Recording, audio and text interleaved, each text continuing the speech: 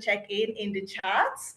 Let us know where you are joining us in from. Where are you joining? Where in the world? If you're in Nigeria, where in Nigeria? What state in Nigeria are you joining in from?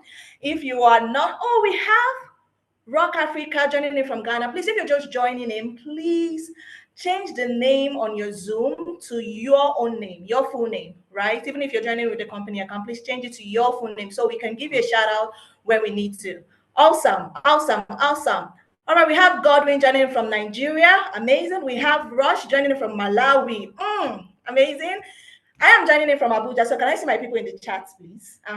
So Tom Yua is joining in from Ogun State. Vivian is joining in from Bauchi. Fejiro is joining in from Port Harcourt. Let's just see what location would win this round. So let's see people. Okay, I can see Lagos. I would have been surprised. Lagos, we have Esther from Lagos, Precious from Lagos, Ifolua from Lagos. Please rep your location, rep your state, rep your country. Let us know where you're joining in from. Oh, it's like Lagos is winning this conversation right now. No. Where are my Abuja people? Where are my Abuja people? If you're joining from Abuja, please let us know in the chat. If you're joining it from anywhere in the east, I don't think I've seen anyone from the east.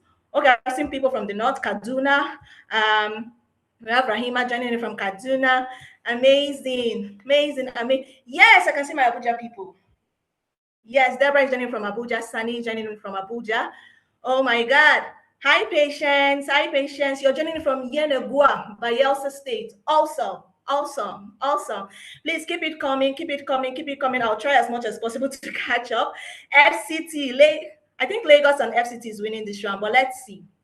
I've not seen any state from the east yet. Anybody joining in from Abia? Anybody joining in from Enugu, from Ebonyi? Where? Okay, I can still see. Okay, Ruth is joining in from FCT. I've not seen any Eastern person represented here, and that's not fair. So please. Okay, we have someone joining in from Imo State, Owerri. Victory is joining in from Owerri. Amazing. Let's keep it coming in. Rep your state or rep your country in the comments. And how excited are you to be here? If you're super excited, just let us know with the heart reactions.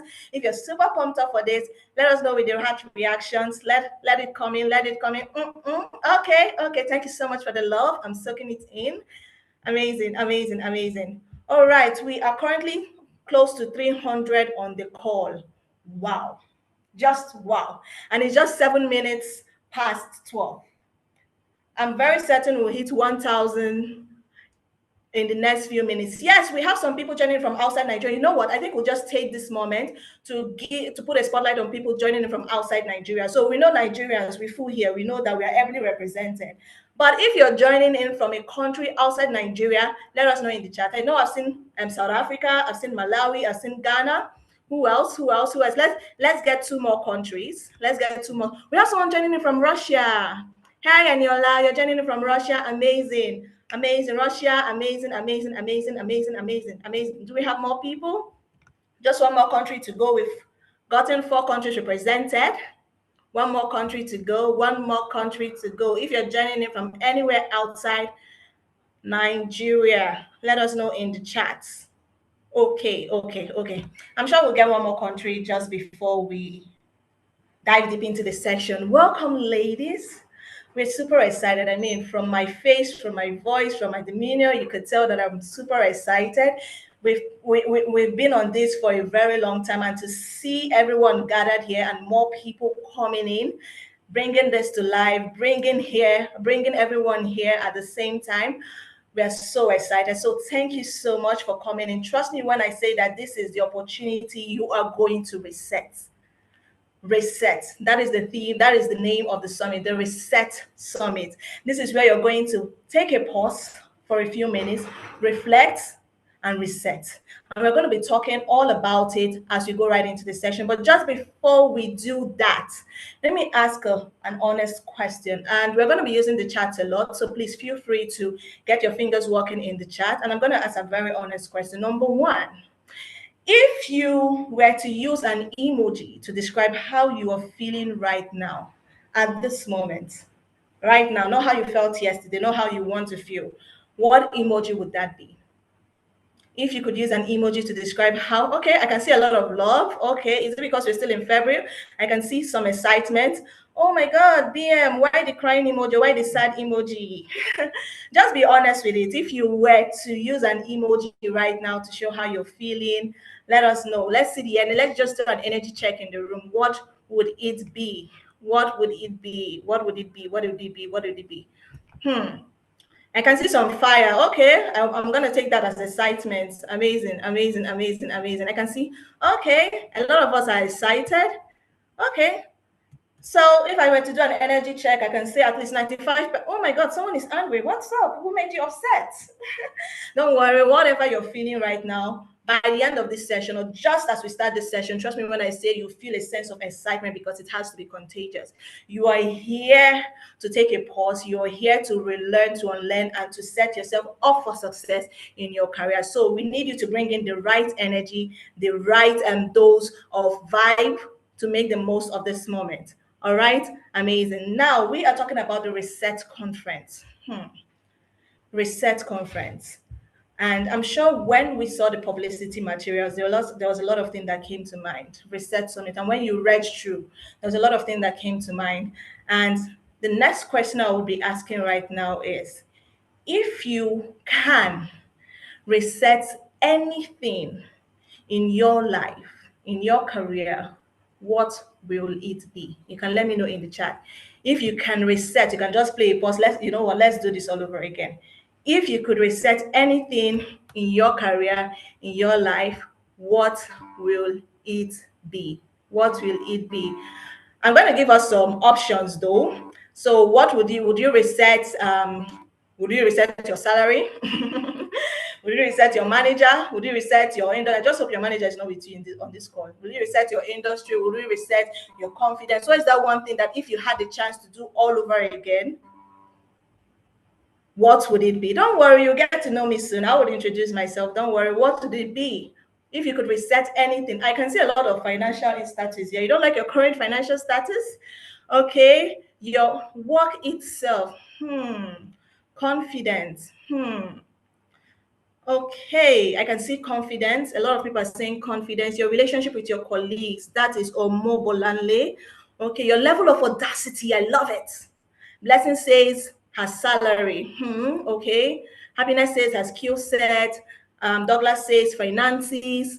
Someone says career strategy. Okay. Basirat said she reset the way she handled her career. Keep it coming, keep it coming, keep it coming, keep it coming.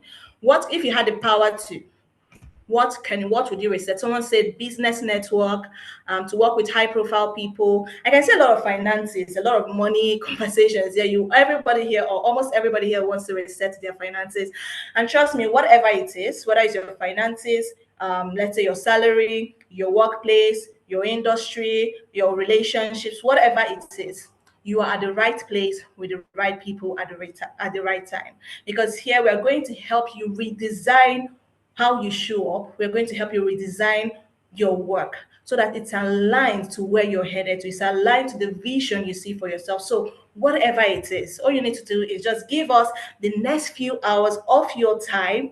And trust me when I say you would not just learn the strategies, but inside you, you would feel like something shifted. So whatever it is, I know there's a lot in the chat. There's a lot we want to change. And the truth is you have the power to change it. You just have to take the next step. And those steps will be as practical as possible and will be shared here. Now, the last thing I want us to do, and it's still a game, it's a very short game. You know how we do red flags and green flags, right? You know how in relationships we have red flags and green flags. In your career, we also have red flags and green flags as well. So we're going to be playing a short game called Red and Green Flags, and this is how it's going to work. Are you ready? Are you ready? Are you ready? Are you ready? Are you ready? Are you ready? Okay. So I'm going to make some statements. I cannot feel the energy in the room. You don't seem ready. Maybe we should just go into the first session. You're not giving me the energy I want in the room. You're not giving me that right energy. Okay. Okay, I can see more yeses here. So everyone pay attention now. Pay attention. I'm going to make some statements, right? And if those statements, so those are statements that your bosses, your colleagues, and recruiters would normally say. If you think it's a red flag, you put red flag in the comments. If you think it's a green flag, you put a I don't think we have a green flag in our emojis, so but you can just put a green heart or anything green, right? Do we get it? I'm gonna say that again. So the game is green or red flags, right? And please just say the first thing that comes to your mind, your first reaction. No need to think about it, right? I'm going to say that again. I'm going to make some statements that we hear often in our work, either from our bosses, our colleagues, or anyone. And if it's a red flag, that you feel like, this is a red flag, I don't think I want to work here. Or you think this is a green flag, oh my God, I think this means, you let us know in the comments. So are we ready? Do we understand? Good to go? If it's good to go, just give me a thumbs up. Good to go, good to go, good to go, good to go, good to go, good to go. All right, bam. The first one, please listen attentively. When they say we are like a family here, is it a red flag or a green flag? We are like a family here, red flag or green flag? Red flag or green flag? We're just like a family here. Red or green flag? Please let me know in the chat. Red I didn't say give me a red heart. I said give me a red flag. I believe we have red flags right in our emoji setup. So let me know. Is there? I can see. Okay, it's a mixed energy kind of thing, but I think I'm seeing more of red flags. All right, so that's number one. Number two, are you ready for this next one? We need someone flexible. We need someone flexible. Red or green flag? If you're giving me a red hat, I will believe that it's a green flag for you because hat means love. You understand? So we need someone flexible. What do you mean? Like I can see a lot of red flag. Are you not supposed to be flexible? I don't understand. We need someone flexible. So let's go to the third word. This role will stretch you. So let's say you just went for a job interview and you're about to get a job and they're like, oh, this role will stretch you. Is it a red flag or is it a green flag? Would you want to work there? Like I said, there are a lot of there are a lot of red flags. I think I need to find something that is a green flag here. Everybody's saying red flag, red flag, red flag. Okay. You have so much potential, red or green. You have so much potential, red or green. Okay, green flag. Amazing, amazing, amazing, amazing. Then you get someone here. Everyone here wears multiple hats. Everyone here wears multiple hats. Is it a red? Is it a green flag? Everyone here wears multiple hats. Is it a red or green flag? Let me know. I mean, look at it from this angle. What do you mean by red flag? It means you have a diverse range of skills. Like, you understand? So you're going to wear multiple hats. Today, it might be this. Tomorrow, it might be this. You just trust us that when you leave the organization, that you'll be so multi-talented, multi-skilled. Why are you saying it's a red flag? Okay, I can see some green flags. Okay, amazing. So we're just going to take 2 or 3 more, and we'll call it a wrap for this. The next one is, let's see. It's not about the money, it's not about the money. Think about it. It's about the experience. It's about the exposure. It's not about the money. Is it a red or green flag? I can almost dictate what that flag would be. Can almost dictate. See, what you have to think about the exposure. You have to think about the other things, the networks. So it's not always about money. So let's take 2 more, and then we'll call it a wrap. Let's take 2 more. Now the next one is I have a lot here. So if someone says, we don't really focus on titles here, is it a red or a green flag? I think this one is going to take more mixed reactions, I believe. We don't really focus on titles here. Don't just do your job and be great. We don't really focus on titles. Someone is confused. I can see both red and green. Nice, nice, nice, nice, nice, nice, nice, nice, nice, nice, nice, nice, nice, nice, nice. Okay, one last one. Keep it coming, keep it coming, keep it coming, keep it coming, keep it coming, keep it coming. Okay. If someone says you're too valuable where you are, you are too valuable where you are. If someone says you're lucky to be here, I think we'll use that one. If someone says you're lucky to be here, I think I can almost dictate what that would be. Okay, I can see green flags. You're lucky to be here. Is that a red or a green flag? I think that will be the last one. Okay, the last one would now be, this is a fast-paced environment. That would be the last one. This is a fast-paced environment. Oh my God. Oh my God. Oh, someone gave me a oh my God. Amazing, amazing. Thank you so much, ladies. Oh my God. This has been really interesting. And I love how for some of us we can't really tell if it's a red or green flag, whatever it is, right? And it was really fun having to play this with everyone. I hope we're all pumped up and ready. We're all pumped up and ready. Welcome, welcome, welcome, welcome, welcome, welcome, welcome, welcome. Now trust me when I say that in today's conversation, give me a minute. In today's conversation, we're going to be unwrapping a lot. We're going to be unwrapping a lot. So all we need to do is to just give us your time. And you see why we needed this conversation. If you look at the chat, you look at the honesty, you look at how many of us are feeling the same things at the same time, right? What we did was not just to icebreakers or engagement. It was to know where our minds are at this point in time. Some of the phrases that I said that looked like burnout, we saw how we reacted to it, the comparison, the silent pressure, the I'm fine when we are not fine. And the truth is, none of the things, whether what felt should have been a green flag is a red flag, whatever it is, none of that makes you less of who you are. It makes you aware. You know your strengths, you know when to leave, you know your boundaries, and that's good, right? So it's not that we're not ambitious, right? If we say we need someone who is multiple skilled, you need someone that will wear plenty hats, we need someone who's flexible, does not mean you're not ambitious. It's that, and it's not that we are not working hard, right? But we are more intentional about how we should want to show up in our career, right? The real problem is that a lot of us have been building careers without pausing to design them. We've been reacting, saying yes, and climbing, proving, surviving. But ladies, today is different. No more random growth in your career, no more confused on whatness, no more asking yourself, what am I really doing here? Because today we are here to reset. This is the Reset Summit. And if you're here, it means you've chosen alignment. It's a space created for honest conversations for all the career girlies here, the ambitious ones, the high performers, the quiet achievers, and the ones who look like they have it together. So over the next few hours, ladies, we're not here to just have surface level conversations. We're here to be practical, to give you clarity, strategy, perspective, and community. And ladies, it is my pleasure to be the lady or the person to guide you through these conversations. I am Blessing Ukebe. I'm a professional compare and a communications professional, but today I am your host and your moderator. And I'm so glad to be doing this with you. I'm very certain we'll have an amazing time together. So here's what I want you to do just before we go right in. If you haven't at this point, please go get a paper and a pen. I'm just going to give you 30 seconds to do that.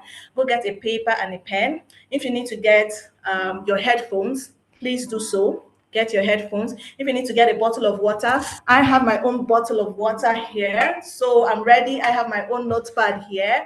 I'm ready. So you can tell that we are ready for this conversation, right? I get a pen, get a paper, you know. So please make sure that you are intentional about the spaces you have here. Make sure that you are in the moment. You're not doing this and doing something else. So please, and if you need to take a screenshot at this moment, just for memory keepsake, please do so, right? Now, when you've done all this, I need you to now go to the comments and say, ready to reset. Ready to reset.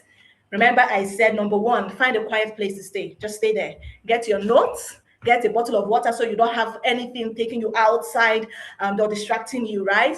Then get a pen and a paper.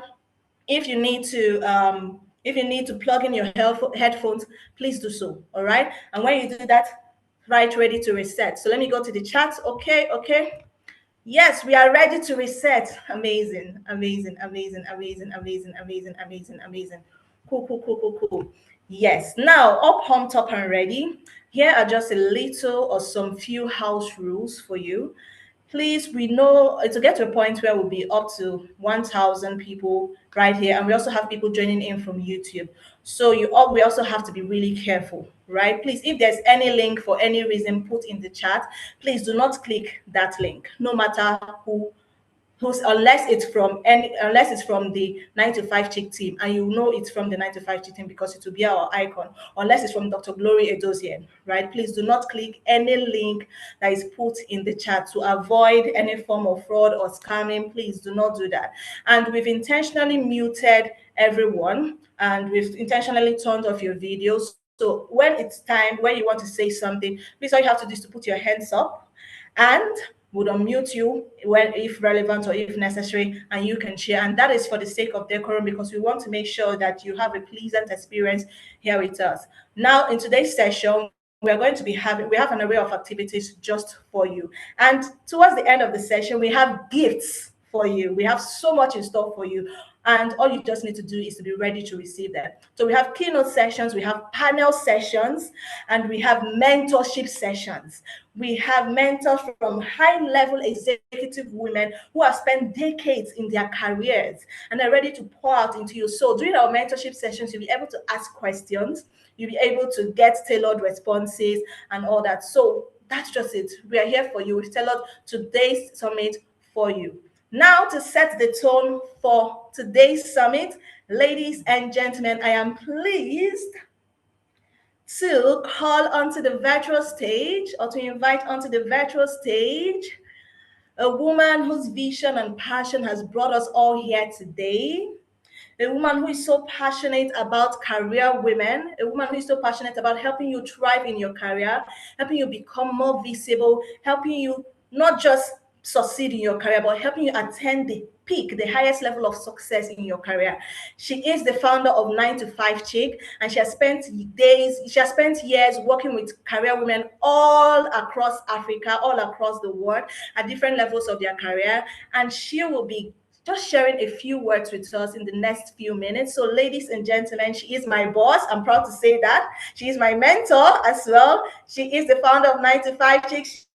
She is the beautiful, elegant Dr. Glory Edozian. Please put your virtual hands in the comments. If you do not clap well enough, I won't allow her to speak. So please put your virtual hands in the comment. Thank you so much, ma'am, and you're welcome for your welcome address.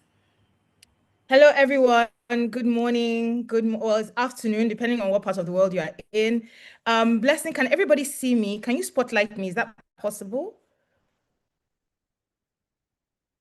Can everybody see me? Just to make sure. If you can see me, just type yes in the chat, so I make sure everybody can see and hear me.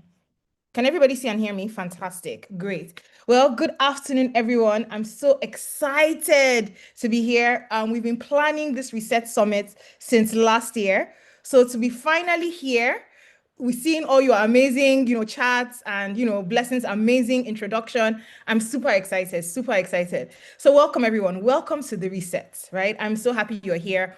We created this conference for you. So the fact that you are here present today is just amazing. And this morning, I was thinking about what I was going to share with you. And the first thing I thought about was when I got my first job, right? So when I remember my very first job in my career, I was so excited. Finally, I was going to start earning money. Finally, me too, I was going to be a full adult, all of that. I was really, really excited. And I really believed then that all you had to do was just work hard. As you're working hard, small, you'll be getting promoted, right? For my non-Nigerians in the room, small is bit by bit, right? You just be working hard, you'll be getting promoted, you'll be climbing the ladder. And that, recognition will come, every good thing will come. But then I had a lot of questions. How do I know I'm on the right path? How do I ask for more money? Because I saw a lot of people when we were asking about what you like to reset, people were like, oh, they want to reset their finances. Me too, I want to reset my own finances, right? Right? How do I move into mid-level management? How do I manage people? How do I speak up without looking arrogant? How do I lead a meeting? Right? The truth about it is that in my own time, right? And when I say my own time, I seem like I'm 100 years old. As you can see, I'm still young, right? So I'm not that old, but in my own time, there were not really that many spaces that you could talk about these things, right? You are just expected to figure it out somehow, right? Sometimes you're lucky, yes, you get that promotion. Sometimes you're not. But then really for career success, it's much more than luck. So I ended up making a lot of mistakes, making emotional decisions, wrong assumptions, and things that I could have done timely. I didn't do them. And so I lost out on opportunities, not because I was not capable, but because I didn't have the right perspectives. I didn't have mentors. I didn't have a community. I just had friends. And my friends, yes, they were great. They had good intentions, but really was like the blind leading the blind, because they didn't know All of us were here together. Do you understand? But I wish I had mentors. I wish I had a space where I could actually go and ask about careers, right? Ask people, what did you do? What should I do? This is my current situation. And so this is why we have created 9to5CHICK and why we have created the Research Summit. So it's a space where you don't have to guess. You don't have to worry and think, oh my God, I have to do this by myself, right? You don't have to rely on the opinions of your friends or on social media. Everybody say, everybody has an opinion on social media. If you're always looking at what's on social media, you just be confused whether you should go left or whether you should go right? So this is why we've created 9to5CHICK. For the last 10 plus years, I've been working with career women and I've seen their frustrations. I've seen what they've gone through. And I myself was a career woman, so I understand. So today, as much as we are having fun, right? As much as we are putting green flag, red flag, it's not just about vibes.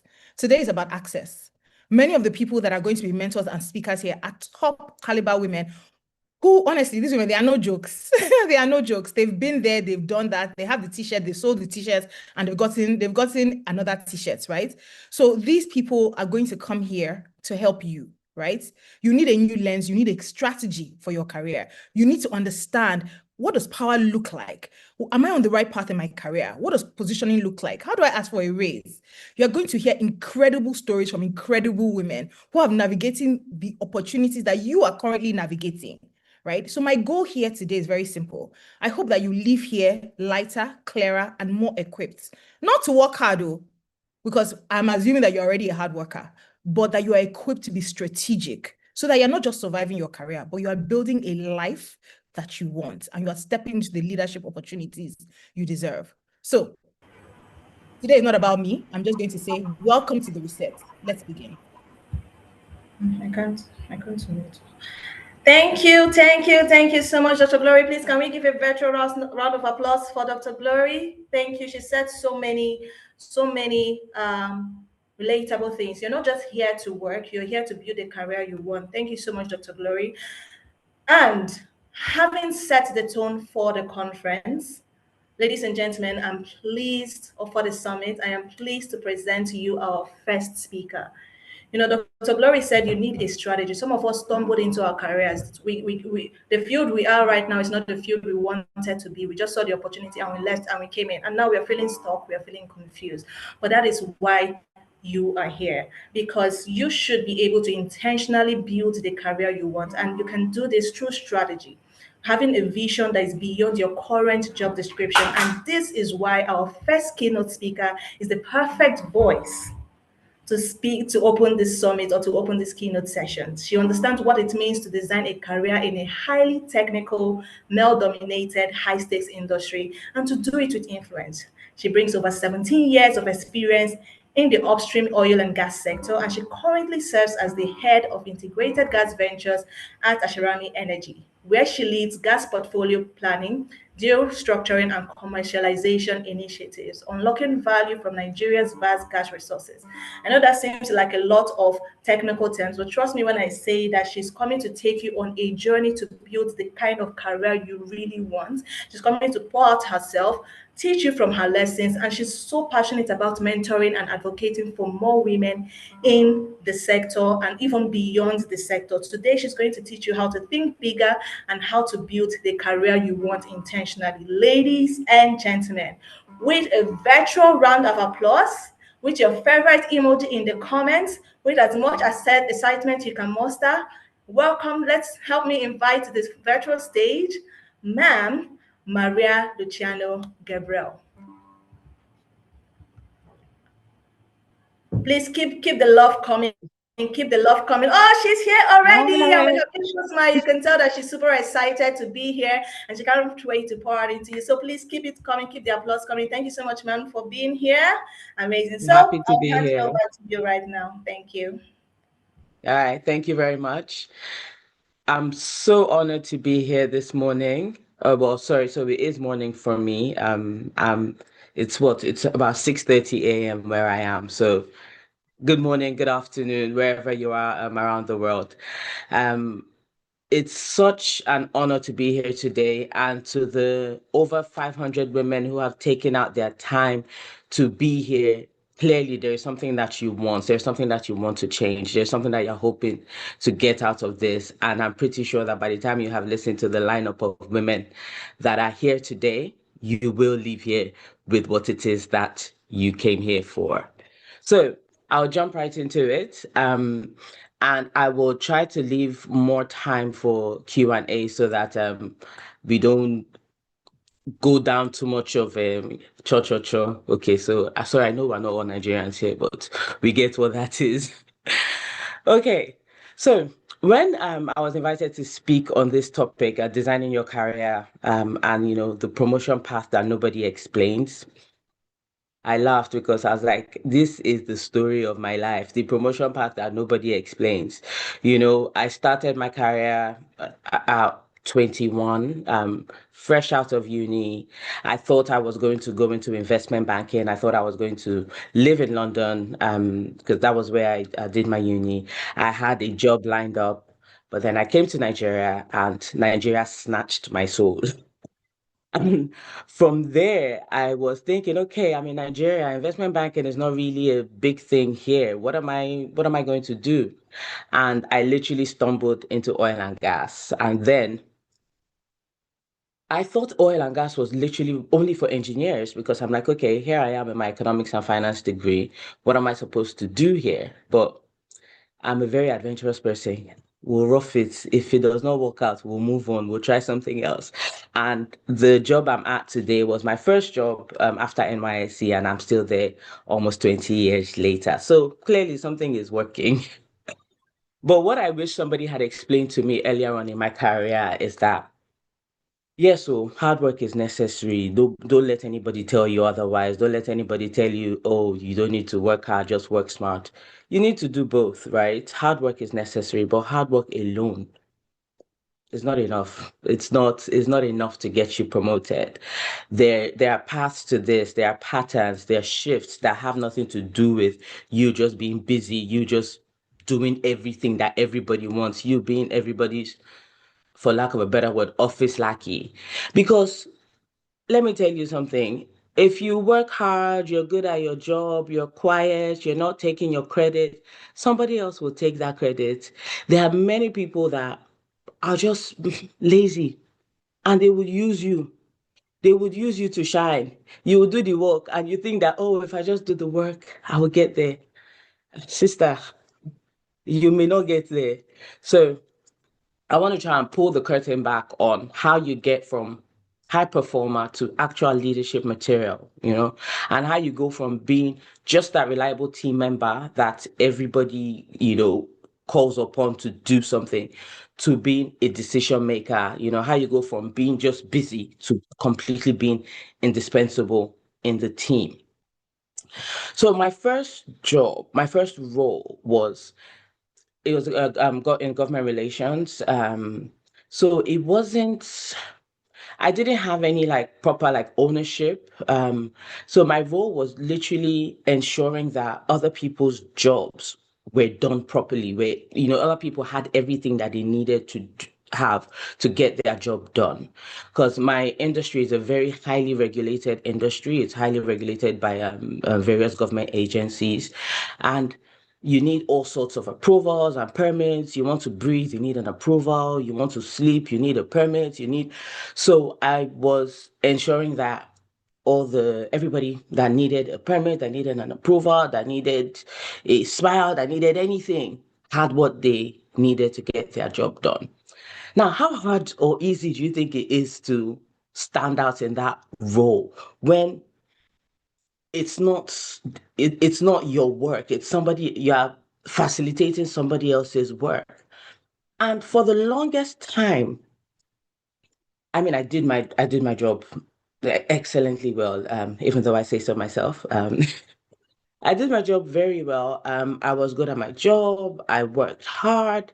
There was nothing, like literally, I had this firm belief that as long as it's a human being that's on the other side of the table, as long as it's not a computer, it's not a machine that, okay, you need to put in this number and churn out this number. As long as it's a human being on the other side of the table, there is a solution to every problem. And with that mindset, I was always able to solve whatever issue came my way. And in fact, in my office, they used to call me the Olivia Pope of the office, right? But where was that getting me? It was just getting me more work, more people's work, more people's. And I kept thinking that, as long as I keep delivering, surely somebody would notice. And you find out that at the early stage in your career, when you're younger, hard work, it can move you. So from my first two promotions came really quickly, it was, I got to mid-level management quite quickly. But from mid-level management, what I was doing was no longer enough. Just that hard work, that dependability, that call on Maria for anything, it was no longer enough. I had to do something different. I had to do something different to move from mid-level management to leadership. And at that point, like, started to realize that it wasn't just doing the work. It was, okay, being visible. How are you promoting yourself? How are you promoting the work that you're doing? And how are you taking ownership? Because, you know, it's not leadership is different from, hard work. Leadership requires ownership. It requires you to make initiatives because at this point they're looking at you and saying, okay, can I trust her with, influence? Can I trust her with larger ambiguity? Because when you're a leader, there are going to be decisions that you have to make that is not going to be coming from your boss because at this point you are the boss. And are they going to be able to trust you to think beyond, to think strategically? It's not about just doing the work and delivering the work, so taking that ownership. So I had to sit down and start thinking, okay, Maria, how do you get like more visible and get your names into the rooms where it matters? There was something that some guy from the technical team had said to me one day that stuck with me. So there was something that the company had been trying to solve. We went to Abuja and so I asked him to come with me. I was like, look, you know what, let's just come with me in case there's any issues, in case there's anything, because it was also very time sensitive. I'm like, I don't want to be saying, oh yeah, let me call my team, let me call the technical team and see what's, then, come back to you. I'm like, let's just go together and get this thing done. And we went to Abuja, we were there for like 3 days. And we came back with the results that we wanted. And I had sent out an email to my boss with him in copy saying XYZ has been sorted, we've done it. And the guy that I went with, he came to my office and he was like, Maria, was it this thing that me and you just did for 3 days? All the hoops, all the loops, all these things that we jumped, all these hurdles that we scaled to get this thing that you just put in a one-line email that we've done it. Please, if you're not, and he's like, it's not about bragging, no, but if you're not showing the value that you're bringing, if you're making it just look like, yes, to you, it might be easy, it might be second nature to you, you might have just done it because, it's your personality, it's who you are, you can solve these things. But if they cannot see the value that you're bringing, then you're not going to be rewarded for that value. So you need to be able to articulate the value that you're bringing to the table. Like you cannot just flippantly say, I did this. Like, it's done. When that day he sat down, I was like, okay, Frank, what would you have done differently? When he sat down and drafted the email that he would have sent, even me, I was looking at this email like, wow. But it's created a mind shift because, yes, there's a fine tune between being braggy and, just trying to be in everybody's face and articulating the value that you bring to the table. You have to be able to say, you have to be able to say it because, yes, we're here talking about, oh, we want to level up our finances, we want to do this, we want to do that. If you want to get a raise, if you're speaking to your manager, your HR, your company, and you want to get a raise, nobody's going to give you a raise just because, oh, Nigeria economy is bad and the economy is bad for everybody. You're not the only one that is affected. Why should why should you be the one that we're giving this raise to? And so you have to be able to clearly state what it is that you're doing and why it is that you deserve this raise. you set out tasks, set out targets. Okay, this is what I'm supposed to be doing. I have done this. I have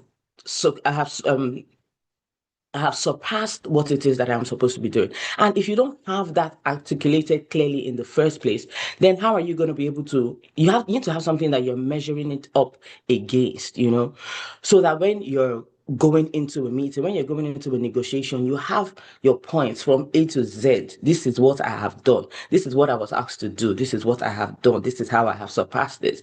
And when your value is so clear, then it becomes hard for them to say no to you. It becomes very, very difficult for them to say no to you. But yes, I'll quickly circle back to, and please, if I'm running out of time, please just kind of signal me so that I don't hold all the other speakers up. But yes, I'm going to circle back really quickly to ownership. When there are issues so again, you are trying to move to leadership position. At leadership level, you're not waiting to be told what to do, because remember now, we've gone past the hard work part, because hard work, being dependable, all of that, you've done it. You've won the t-shirt, so everybody knows this, because you cannot just come out of nowhere and expect to just be at a leadership level. So you've done all of that. But at this point now, it's how that strategic thinking, how are you, thinking of the company? How are you putting the company first? How are you taking ownership of issues, not waiting for somebody to say, oh, this needs to be done, this needs to be done? Because trust me, if those are the kind of tasks that you're doing and it's just doing what you're being told to do, you're not ready for leadership. If your manager or your direct boss left and you cannot step into that role and do it even better, you're not ready. You need to be able to think outside of the box. Think of how do I get this company to the next level? How do I put things in front of them that they're not even thinking about that would make them better, and execute it to a point where they know that they need you, but they know that they can trust you. They know that they can trust you with complexities. High performers are valuable, but leaders are scarce, and leadership is where we want to get to. I'm sorry. How am I doing for time, please? This is 12:47. You're Blessing. doing great, ma'am. You have 10 minutes left. I still You can have 10 use minutes. the Okay. question and answer, yeah. Okay, thank you. So, again, I'll give a story. Sorry, I like to use myself as I like to use my actual life stories as examples, so that we're not talking of pie in the sky things. There was a time in the industry where all of the pipelines, everything was shut down around. Okay, it's called Focado's pipeline. Everything was shut down around Focado's pipeline. You could not, nobody was able to get any revenue from oil sales because of how bad like the militancy had become in the area. But there were a few people, very, very few people, that were still making money because they had started barging and they were going to refineries instead. And my company, we did not have any barging architecture in place. In fact, we literally were just about to start producing when all the pipelines shut down. So it was, everybody will wait until pipelines come back up. But I knew that this was an opportunity, because this was a problem that everybody was, it was dead in the water. Like, nobody was thinking of, okay, there's a solution here. But I sat down with a mentor of mine from another company, and I was like, you know what? There has to be a way. How can we do this? I sat down a couple of days, brainstormed so much, and came up with a solution, with a possible solution. Even at that point, even me, I wasn't sure it was going to work, but came up with a possible solution, ran it by a couple of people, and I thought, okay, you know what? Give it a shot. I mean, I knew that if it worked, it would be something amazing. But at the same time, if it doesn't work, you know what? I tried. What were our other options at this point? Do you understand? Like, the other option is to sit down and not get anything, which is what we're doing already. And if it doesn't work, we're still going to be in that same position. So, so I remember that day, because at this point I wasn't in senior leadership. I was just a mid-level management. So I spoke to my boss, explained what I was thinking, and he was like, okay, run with it. He did. I'm not even sure that even him had the faith that it was going to work, but he was just like, yeah, run with it.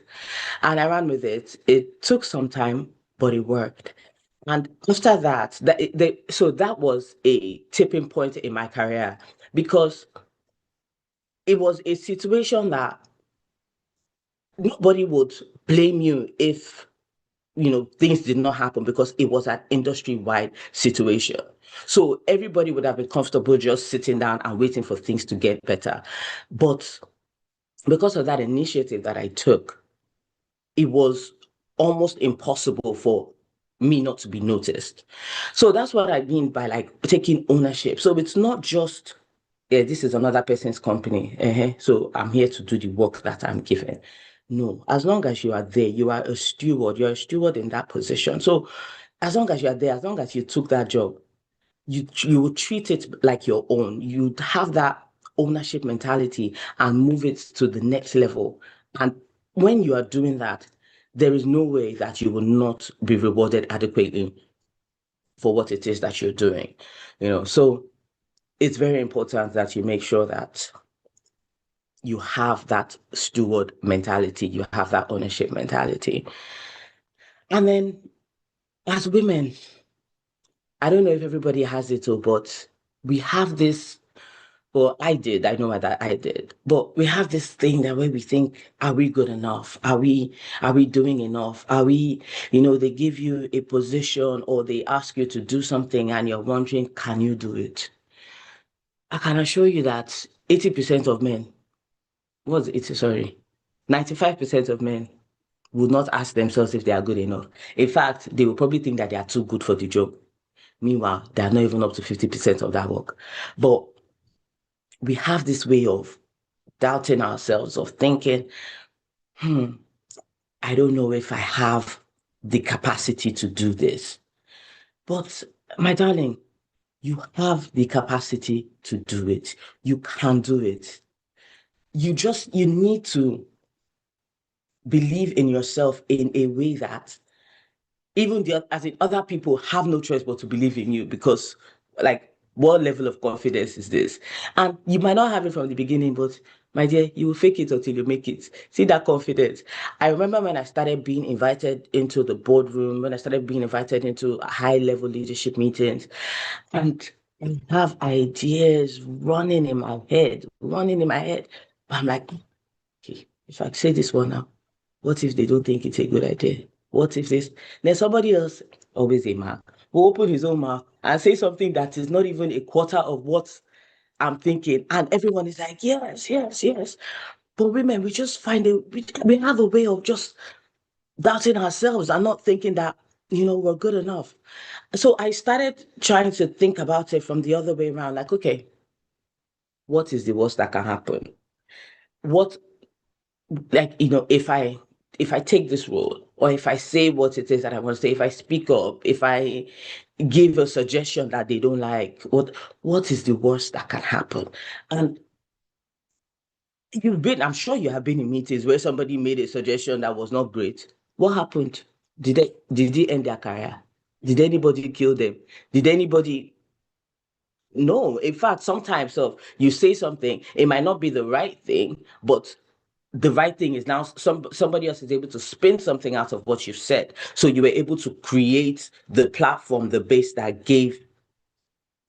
opportunity. So I just use that mindset to come and say, okay, each time I'm in a meeting, I'm going to make sure that I speak. I'm going to make sure that I have something valuable to say. I'm going to make sure that I contribute. Because if you don't contribute, you cannot be the one inside there that did not have anything to say. I'm sorry, if you are there, you have to speak, and you have to make sure that you know what it is you're saying. And the only way to know what it is that you're saying is to apply yourself, is to be good at what you do, is to make sure that you are improving yourself every day, every week, every month. You are improving yourself. You are so confident in your craft that you would always have something valuable to contribute, because visibility is so much more important. Well, it's not that it's more important than what you know, but it's that visibility that would open the door for you. It's that visibility that will get people talking about you and suggesting you.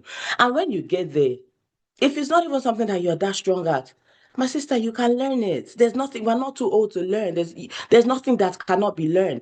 I'm heading a division that should be headed by a technical person, that should be headed by an engineer. My background is economics and finance. But if I go into talking about gas today, you will think that I was an engineer, or that I was trained as an engineer, because of the years of experience, because of the years of learning and unlearning. So there's nothing that we cannot do. Have that confidence in yourself and stop asking if you are good enough, because you are good enough. Let me start to wrap up here so that we can have some time for questions. So when you're moving into senior leadership, we need to make sure that we stack up the skills, because yes, we need the visibility, we need the confidence, we need all those other things. But at the bottom of it, there must be substance that is carrying us. And that substance that's going to carry us is your skills. And then relationships. Relationships are so, so, so important. I cannot overemphasize the importance of relationships, strategic relationships, relationships with people in your office, outside of your office. Like I said before, people, as long as it's a people problem, there's a solution. And the only way you will drive that solution is if you are able to navigate relationships, how to handle relationships, how to deal with. And not all relationships are going to be the same. Not all relationships need to be handled the same way. But half of like the major wins that I had in my career were all based off relationships that I had with people. And it was not, there was nothing in it for them. There was nothing in it for them to do it for me other than that relationship. I mean, the oil and gas industry, the oil and gas is very homogeneous. It's the same products, it's the same thing that we're all doing, it's the same things that we all need. Instead of doing it for me, they can do it for the next person. But that relationship building is what has carried me for, I can say, for at least half of my career. So it is so important to have those strategic relationships with your mentors, your coaches, just people that are able to help you in your career, people that are able to help you advance in terms of knowledge. I don't need to go into like the difference between like your mentors and your sponsors, because I'm sure like others will go into that. I'm sure it's something that we already know, but we need to nurture those relationships. And when you want a mentor, when you have a relationship with a mentor or a sponsor, ensure that it's a two-way street. Do you understand? Like sometimes we feel like, what can I give this person? You just want to take advice, take this, take that from your mentor, but it should be a two-way street. The relationship, first of all, should be organic. And as much value as they're adding into your life, what value are you bringing into their lives? Because you don't want to seem like you're just draining from them. It should be a symbiotic relationship with your mentor. And trust me, you have something to offer. It doesn't matter how many years of experience they have. It doesn't matter how big they are, how great they are, how important they are. You have something that you can offer them, so that relationship does not feel strained. And then reputation management, you need to manage your reputation. What is it that you want to be known for? Design your reputation. Design that, like, who is it that when they say Maria, someone will say, yes, I know Maria. Maria is this, Maria is like this, Maria is like that. Guard it, like know what that is, know what that proposition is, and guard it intentionally. Ensure that you are working towards it, because a lot of times, like for me, I know that at the beginning a lot of it was trial and error, just try this, but at the point that I knew better, I started to guard my reputation intentionally. What is my value proposition? What is it that I want to be known for? And when you know that, you find that what you're doing on a daily basis, you are getting yourself closer and closer to it. And apply yourself, put yourself in positions that will get you noticed. Don't shy away from responsibility. Don't shy away from position. And when you do achieve something, loud it, shout it. Don't, even if it looks like you're bragging, shout it. Nobody will come and shout it for you. Last, they will carry it and shout it for themselves. So ensure that you position yourself. You are allowed to want power. There's nothing wrong with it. It's not only men, it's not only for men. You are allowed to want it too. Not necessarily for ego, but power for impact, power to influence, power to make changes around you, power to design your life and live the life that you want. Thank you very much. I will take questions if I still have time. I hope I've not exhausted all the time. So Thank you so much. I mean, this is much more than we bargained for. Ladies, please, can we put our virtual hands together? If that was so valuable to you, please, can we give it up for our first speaker, Miss Luciano Gabriel? Please let us do that. You can see all the love, give her all the love. Thank you yeah. so much. I'm sure we all agree that that was so power packed, right? There was so much to unpack, and there's so much to sit with. And one thing we love, I believe I'm speaking on behalf of everyone, is how practical it was, right? It's not just about being good. Yes, being good at your work, it's really valuable, the relationship, but there are other soft skills that also need to come into play. Please, can we show her as much love as we are? You excited to be here? How was that section for you? Thank you so much, ma'am. Thank you so much, ma'am. Sadly, we can't take any question right now because of time, but I'm certain that if they had any questions, your section already covered much more than that. So thank you so much. And please, once again, can we put our virtual hands together as she goes off the virtual stage? Give her all the loves and all the hearts that you believe she deserves. Thank you so much, ma'am. Ladies, we are just getting started. Trust me when I say we're just getting started. I've been reading through the charts. I can see how excited we are. You can see that we mean business here. We're not here to play. We take your presence. We do not take your presence here for granted. And we're here to pour out as much as we can into you. We have so much sections coming up. If you have any questions, there will be a time for fireside chats, right? And where we'll get to ask questions. So all you need to do is to just put it in the chat. You can send it to me directly, or when it's time, you put it in the chat and then we'll go ahead. So how has it been for you already? Are you excited to be here? Just put a yes in the chat as I introduce our next section.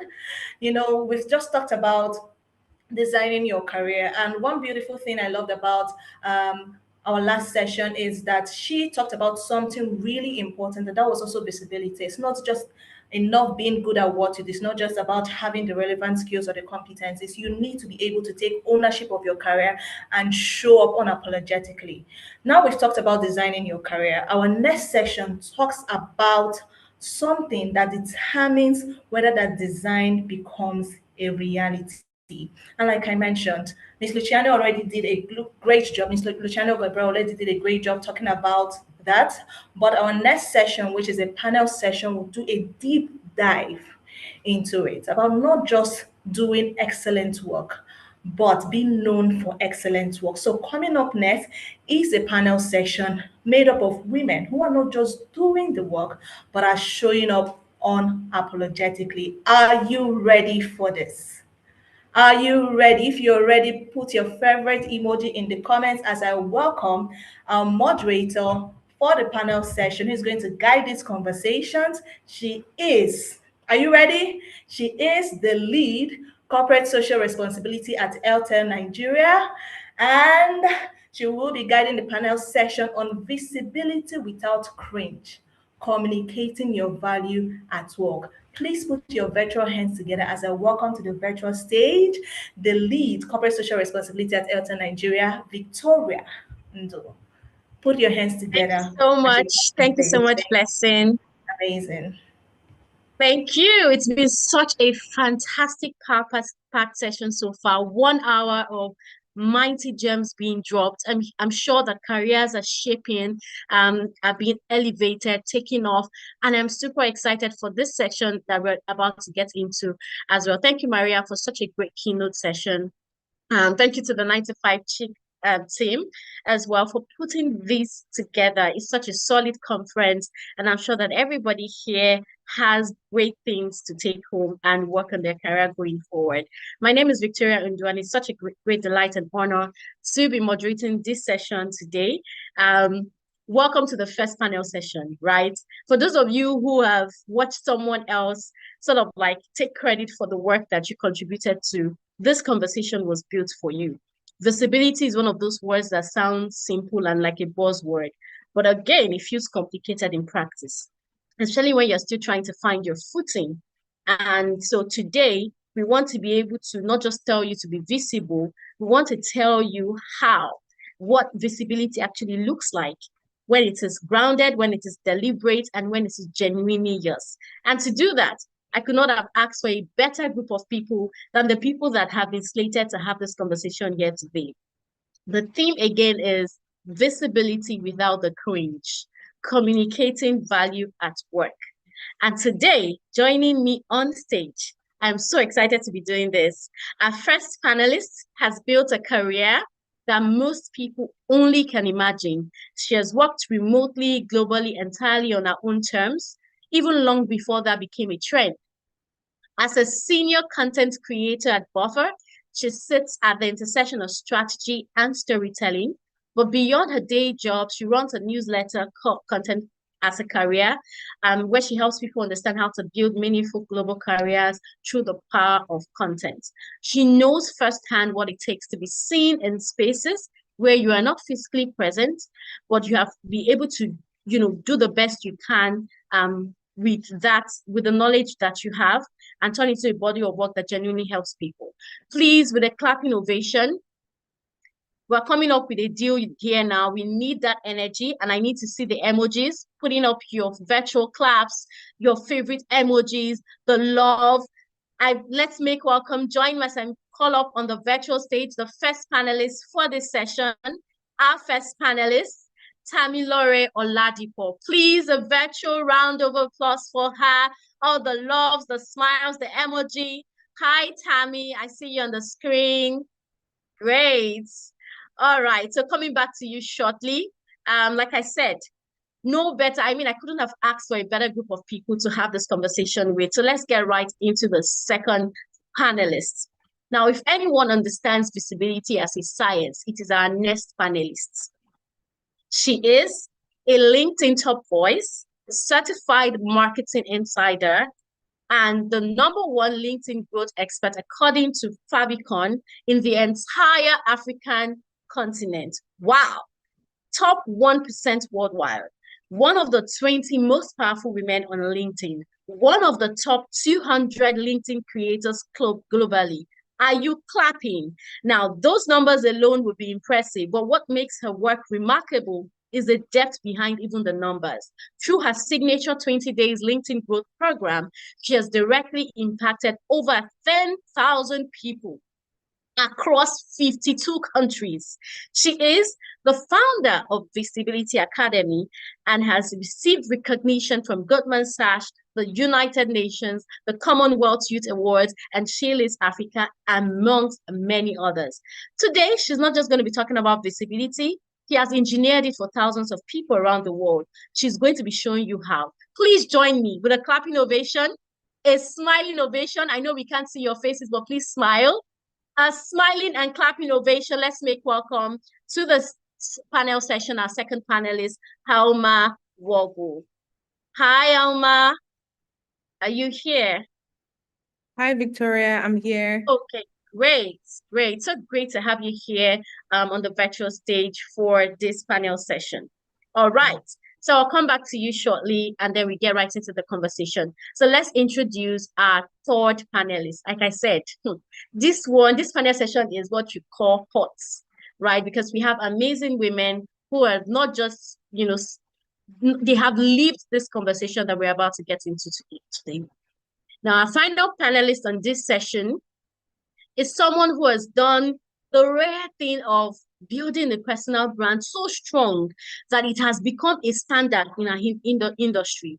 She is a leading voice in branding and communications across Africa, a Forbes 30 under 30 honoree, and the co-founder of Ingressive for Good, a nonprofit that has increased the earning power of African youth through tech.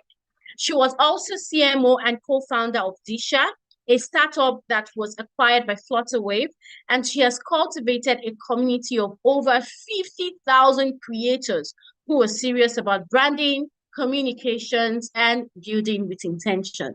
Now, she does not just understand how to communicate value, she has made an entire career out of helping other people do exactly that. Please join me, make welcome our third powerhouse on this panel session today. Are you clapping? I'm not seeing the emoji in the chat. This room is getting hotter. Are you ready for our third panelist, Blessing Abeng?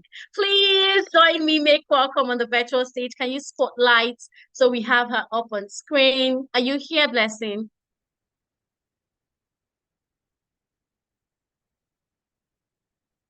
Is Blessing here? Okay, just to confirm that we're good to go. And then we get right into the conversation. I love the energy in the chat. Well done. Okay, you're here. Great. Great. So we get right into the conversation today. If you're ready, type in the chat, I am ready. Don't worry. Let's just take it bit by bit. I know that everybody's excited. If you're ready, type in the chat, I am ready. Super ready. Great. I love it. Love it. Love it. Keep it coming on. All right, let's get right into the conversation today. Hi, Blessing. Hi, Tammy. Hi, Helma. How are you doing? Good afternoon. Hello, good afternoon. Hi, Victoria. Good afternoon. Hi. Okay, great. All right, so ready for the conversation. Blessing, I see you. Right. Great. Okay, so let's get right into it. Now, let's start as sort of like an appetizer to get right into the conversation. Now, can you share a moment when you struggled to be heard in a room that wasn't built for you? You realized it wasn't built for you and you struggled to be heard in that room. Tammy, do you want to go first? Yes, I can go first. Hello, Great. everyone. I'm Tamilore Oladipo. I am a senior content creator at Buffer. And struggling to be heard is kind of par for the course if you work remotely, like I do. I've been working remotely for about 5 years now. No, 6 years actually, since 2020. And um, it's because there's no in connection. You kind of have to take the initiative to connect with people and to meet with people. When I first started searching for remote jobs, I really struggled with beyond searching for the jobs and like sending my resume, actually building relationships with people. So this was a skill that I had to learn very quickly and on my own. So I'm glad there are spaces like this where you can do that process with other people. So at the start of my career, I struggled to connect with people, but I did learn the very basic foundational ways, connecting on LinkedIn, doing coffee chats, emails, getting people's emails, and kind of just being as present in the spaces that the people I wanted to work with were. And more recently, I think it's more of a personal thing, but I have been informed by my manager that I need to communicate more and my work needs to be more visible. And you would think that as a content creator, as a marketer, that is kind of what my job is. But my job is different from my presentation and my personal brand. I've done a lot of work on making my external personal brand very visible and prominent. And I need to do more work on making my internal personal brand visible and prominent, especially as I move into a more senior role. So yeah, I think just by its nature, working remotely is a kind of, there's a disadvantage or a handicap of there's no in-person connection. So you kind of have to take the initiative and find ways to communicate your value that don't rely on meeting people in person. I'm still learning that a lot, but I hope I have advice to share with everyone here. Yeah.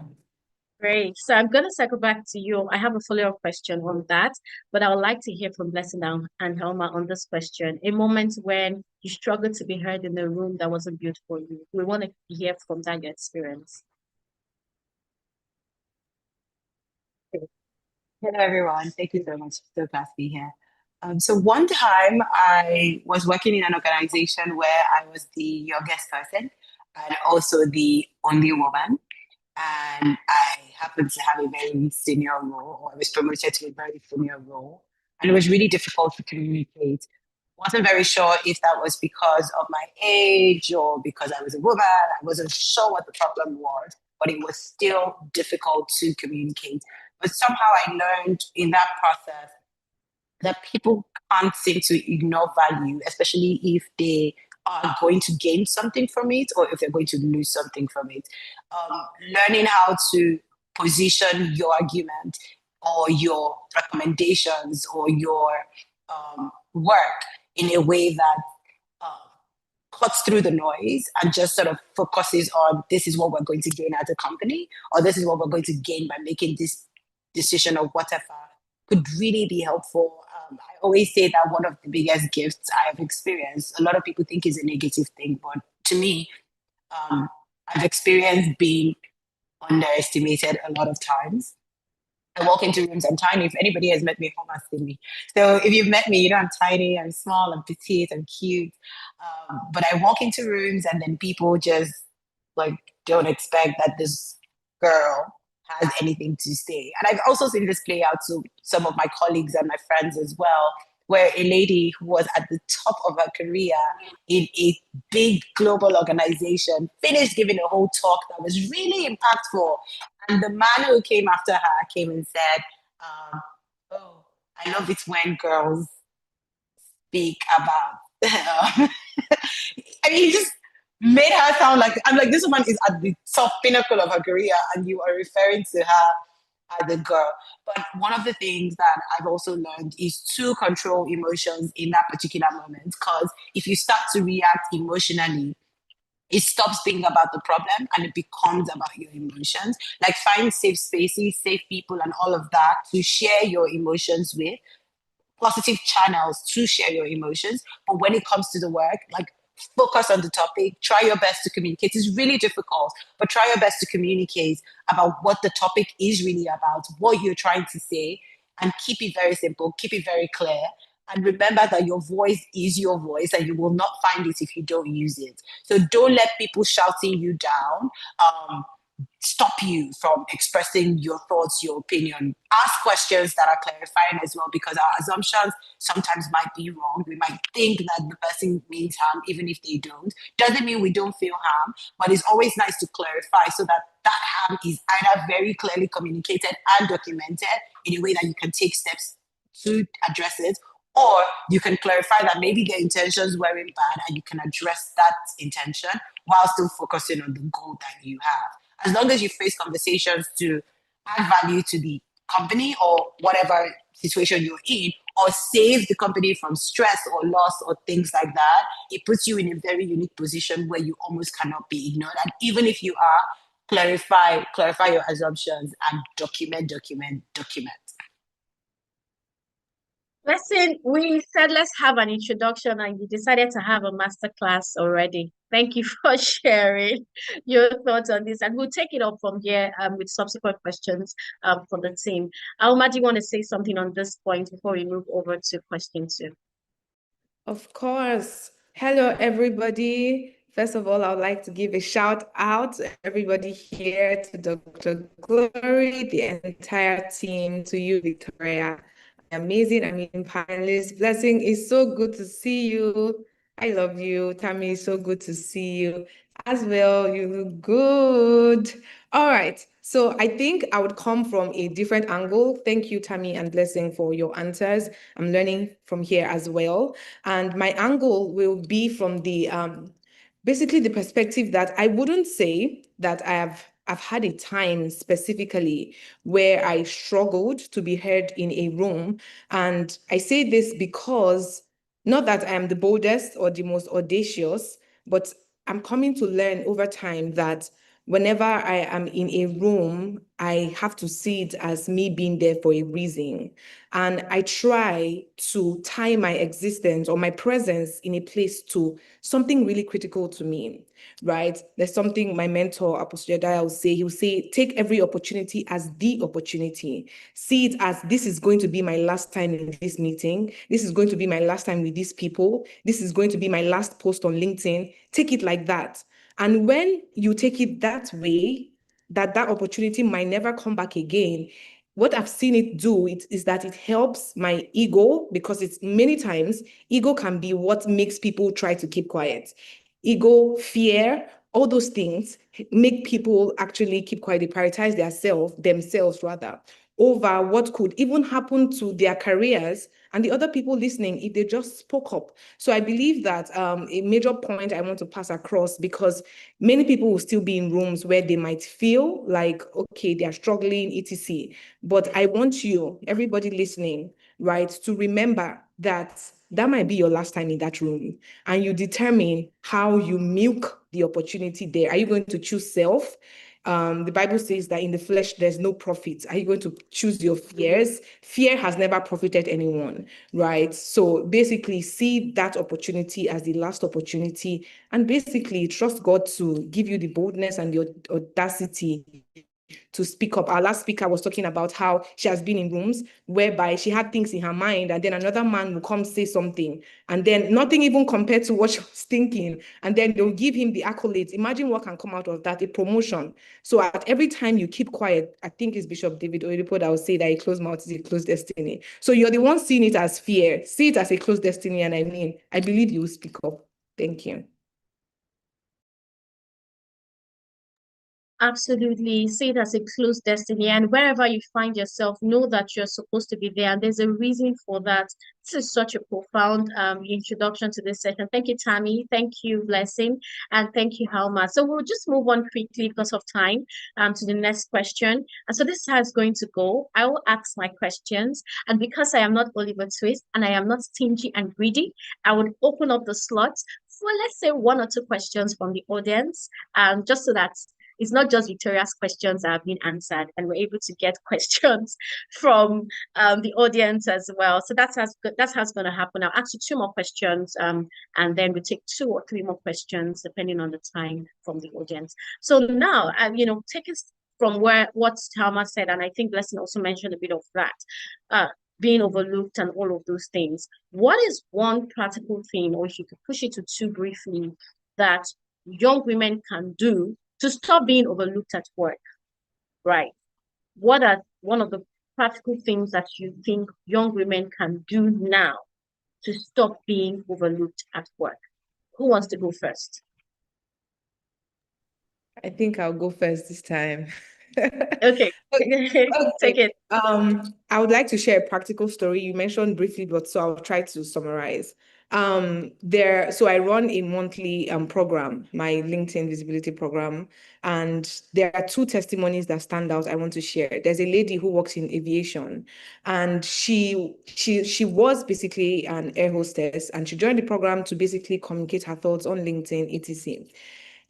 Midway through the program, because I had some one-on-one sessions with them, she came back telling me that because of her consistent content creation on LinkedIn, somebody in another department of that particular aviation company messaged her, and that was how they proposed to her a promotion, because they did not understand how someone that wise and knowledgeable was just an air hostess. How did he come to that decision? He basically saw what she was posting about on LinkedIn, online. So a major thing I've seen that causes many people to be overlooked, just imagine the lady as an air hostess, when she had, not to shade any air hostess, right? But her getting that promotion and him saying that was proof that she had everything in her for a better role. I think it was even a managerial role he offered her. So beyond your work, beyond your 9 to 5, beyond the corporate career you have, there are other thoughts that you have, knowledge, wisdom. Please utilize your platform that you have been given to share those things. There's another lady.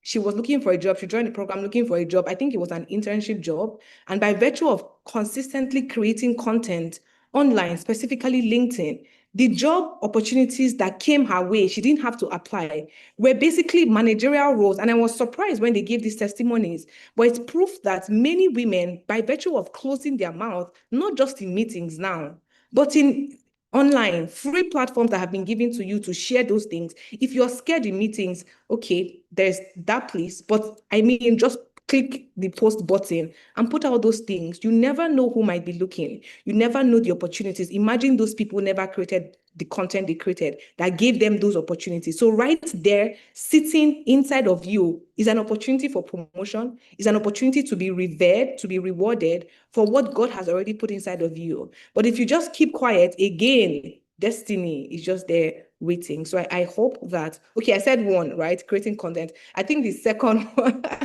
I think the second one will be how exactly they basically brand themselves, right? I think Blessing would also add to this, but communication is very important. How you speak, how you dress, how you answer questions, how you relate with people, all those things basically profile you. We are in a world that judges books by their covers. And ladies, we have to be honest and come to the reality of this truth. The moment we believe or we come to understand that our branding matters as much as our intellect, our expertise and skills, it will bring us to the place whereby we move from being overlooked to being respected. Because many of us have inside of us what should trigger respect, promotions. But by virtue of, am I saying too much? Am I not saying too much? There's somebody, I know her name is Mrs. Odo Konjo, and there's something she said. She said that you're not bragging, you're just saying the truth. And when you keep quiet, you're lying.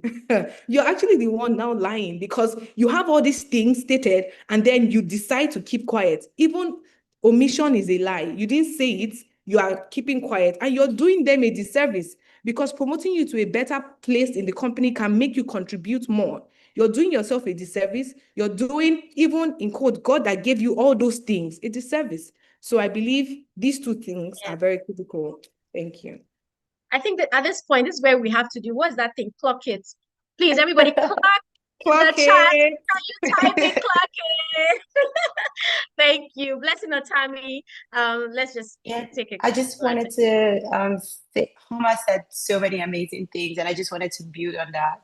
I think that one of the reasons why people don't share enough, and I've spoken to a lot of people from, like really rich people to really high level people, all the way to people who are just starting their careers, or people in government, people in different sectors, and this is not new, both men and women, by the way. But then we women tend to wait till we're completely qualified before we take up opportunities, and we can't keep doing that. One of the core things that I see is imposter syndrome. We feeling like we don't deserve to be there. But I always say that when you get to a table, instead of spending too much time asking, why am I on this table? It's better to say, what can I do now that I'm here? It's not a useful emotion wondering why. You don't know why. It doesn't matter why. But you're here, you got into that room one way or another. So now that you're here, what are you going to do with it? So keep that in mind. Always remember that we underestimate what we know and overestimate what other people know. And I've said this so many times. I've seen people do the barest minimum, and you will still be shocked that there are people who don't know that. My own personal story was when um, I woke up one day, I joined a branding course that someone was having because I felt like I didn't know enough about branding. Mind you, I had worked with multinationals at this point. I had managed global brands. I was working in an agency. So I actually did know a lot, but I wasn't still feeling deserving like I knew enough. So I went, and we always do this thing where we make excuses by buying courses, reading books, pretending that we are improving ourselves, but we know that is a form of procrastination. I was guilty as well. I did it. One of the things I found out was in the group, people were asking questions, and I was like, this is supposed to be like, everybody should know this. How is it possible that people don't know this? And I was very shocked, but then I realized how much I knew. And that pushed me to go try and do my own course. Let me shock you. Only one person signed up for that course. And this course was referred by CEOs of top companies, like speaking and saying Blessing is really experienced at what she does. But why did only one person choose to do it? It was because I was posting at this time on my social media. I was using my social media for social events and social activities. So I was mostly posting the food I was eating, the places I was traveling to, pretty much like what I'm doing now. But back then, I wasn't using my social media professionally. I wasn't sharing what I knew. And these are strangers. They don't know anything about me. I'm asking them to give me money, or I'm asking them to believe in me. And in your case, you might be asking for a promotion. And they will come to your page to verify that before. And think about it, you also do it when somebody puts you in a situation where what is it that I'm good at? Like, it comes so naturally to me that I take it for granted. I'm like, but there are people who don't know. For example, I always tell people I can't bake bread. Now I can. But back then, during COVID, I couldn't bake bread. But there are people who bake bread in their sleep. There are people who speak languages I want to speak in their sleep. Children. And I can't. So if you can, it means there's somebody for you who needs to learn what you're learning. And the final part, and this part is really important. I always say that we spend so much time praying, hoping, writing goals, and saying this is what we want for our lives. But then those decisions are made in rooms that you're not in. Every single one of us who are speaking on this particular call right now, nobody called us first to say, oh, blessed, I'm organizing an event. Come. A decision was made in a room first that we were not in, and they chose who they wanted to speak at that specific event. Same thing happens for defend you. If I don't know anything about your work, I've never encountered it. I'm a stranger, you're a stranger, I don't know you exist. So that is a case for you to make more, share more. I think share more about your work, and there's a way to share about your work without sharing about your personal life. You can do that. Focus, decide what is it that I want to talk about, what is it that I would never talk about.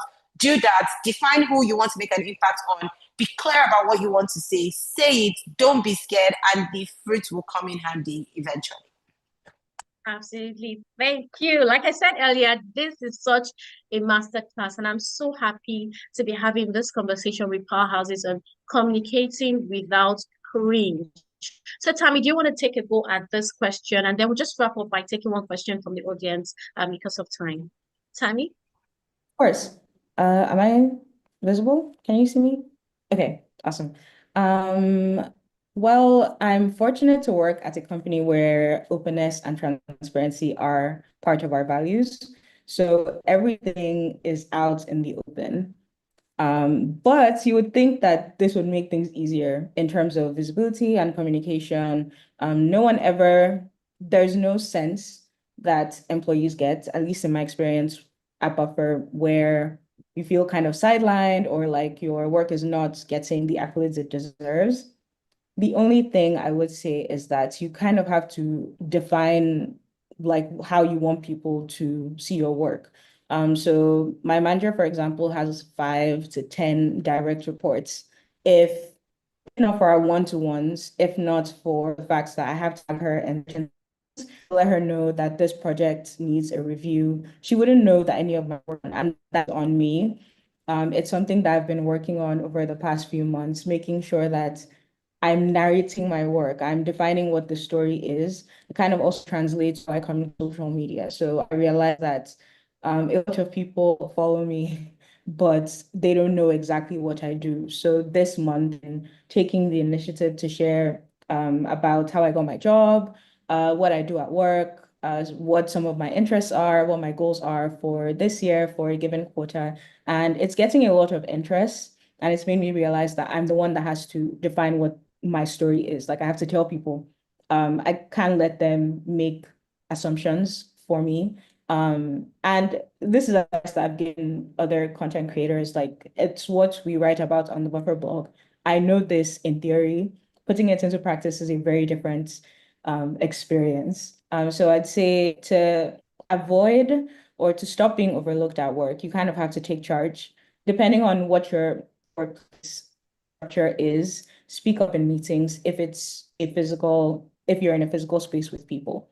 Don't feel like even if it's just questions that you have, if people know that you will ask questions, and then over time with practice, with you developing an understanding of what the strategy is at your company or what your team is trying to do or whatever the goals for, if you work in marketing, maybe a campaign are, then you can also learn a lot, improve what your questions are, and then start making contributions. So that's for early career folks. And then if you're mid-career and you're not speaking up in meetings, you are missing out on massive opportunities, even if it's just unmute to say something, like unmute to contribute something. It's people remember you when they hear you. I have to do this a lot more at work because again, we're fully remote. So if I don't speak up ever in a call, they will forget I exist. Like outside, if not for the fact that I'm a senior content creator at Buffer, which means my face is on our social media based on how I was operating because I've changed, yes. Based on how I was operating, no one would know that I was doing anything. So I think just take charge of your story, define what your career goals are, and communicate that. LinkedIn, of course, everyone has been talking about LinkedIn, and there is no reason a young career woman.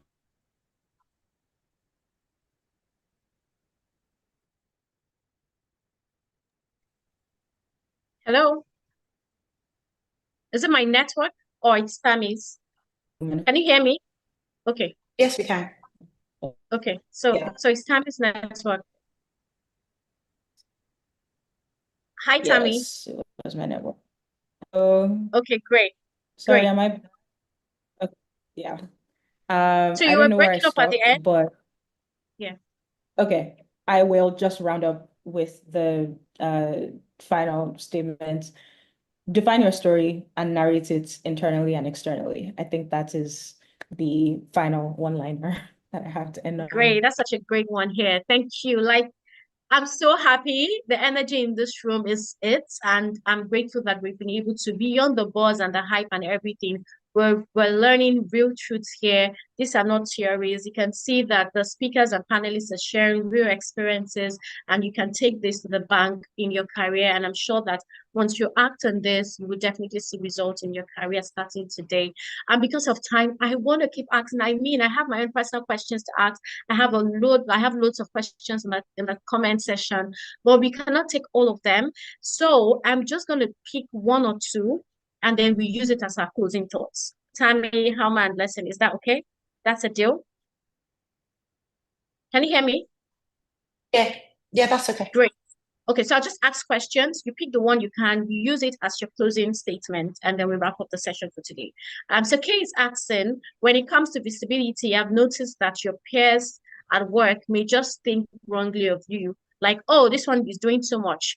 And suddenly it feels like no one likes you.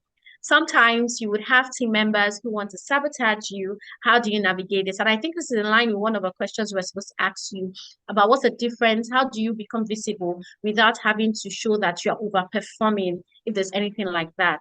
What's the strategy to that? That's one. Let's just have one more so that you can pick the one you want to answer and use it to close. I saw another very good question here. But anyway, go for it. If there's any other one, if there's time for it, we'll take it. Who wants to go first? Is it possible to get 3 questions and then we could all answer 3 different questions? If that would be better. What do you guys think? So that more people feel Okay, yeah. included? Okay, great. Because of time, so you just pick one question to answer and use it as your closing Yes. thought. Second Yes. question, how does one overcome imposter syndrome in a new job? Another one is, what would you recommend to someone who just transitioned into a new industry as a mid-level manager to ensure that they can get up to speed quickly, especially with industry-specific knowledge, and to be able to make meaningful contribution in meetings?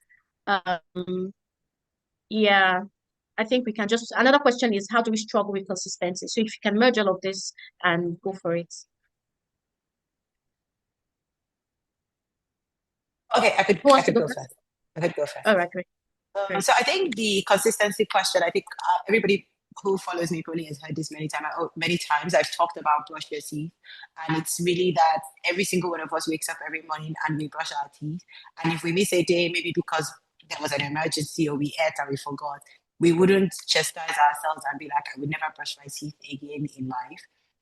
And that is really how we should approach consistency, knowing that we can miss a day and that's okay. Just come back, continue from where you stopped. That is how you build the consistency muscle. And on the conversation of like being a mid-level person, I think it's really important for me to say that champions are important. You can't do it alone. find a champion within your team, ask questions. I always think about social media and communications in general as though I'm writing a book and documenting my life or my work rather. And so I try my best to just highlight the things that have evidence, the things that are important, the questions that I have. Contribution isn't only about posting, it's also about commenting on people's pages, asking questions, bringing somebody else into the room to chat with. There's so many ways you can contribute without being the person who generates the post. So maybe look at it from a dynamic structure, reach out to your social media or content team and tell me probably you can echo the sentiment. Go to somebody on your content team and say, how can I help you more? These are the things I know. How can I support you? Comms people are always happy to have volunteers come in and help. So if you are, we will spotlight you. And if you're doing this in collaboration with the office, it makes it even easier. And if you can bring people along as well, share the spotlight, that is great. But that being said, I didn't want to leave here without saying that it is not compulsory for you to be visible on social media. And people disagree with me, it's a controversial thought. But different people can be visible in different places. Pick where your target audience is. Pick where you know it makes sense for you to be visible. If that's event, be visible in that event. If that is in a community, be visible in that community. I see some software developers who have been visible in some dev communities, and they're not even on social media. But the people who need to know them in those dev communities know them. Help add value within the communities that you're in. Choose where you need to be visible in. Be visible there. Give it your all, and it could totally make a difference. Don't use your personality as an excuse to say, oh, I'm an introvert, so I cannot be visible. That's not true. Right. Even introverts can be visible and visible as well. So if you have more questions, I've shared my details in the chat. You can just reach out to me, DM me, and I'll answer any questions that you might have. Thank you. Great. Great. Thank you so much for such a great closing here, Blessing. Thank you. So Tammy and Halma, we just take it 1 minute each so that we can wrap up the session. Thank you.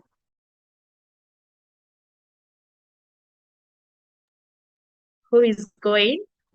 I can Tammy. go. Yeah. Yeah. Okay. I think just the collective idea, especially with the last couple of questions, I think around imposter syndrome and just making sure that people don't feel like you're doing too much at work when it comes to being visible. I would say be generous. So generosity in this sense is share what you're thinking, share what you're doing, and share what you're learning. And in that way, it comes across as being very genuine. So it's not necessarily that you are framing things from a perspective of, oh yeah, I've done this thing and everyone should look at it, and that's kind of the end. Invite people into your process. When you share what you're learning, other people who are kind of on the same trajectory as you or earlier or later might learn things from you. And same with the other two processes. So you don't need to shrink yourself.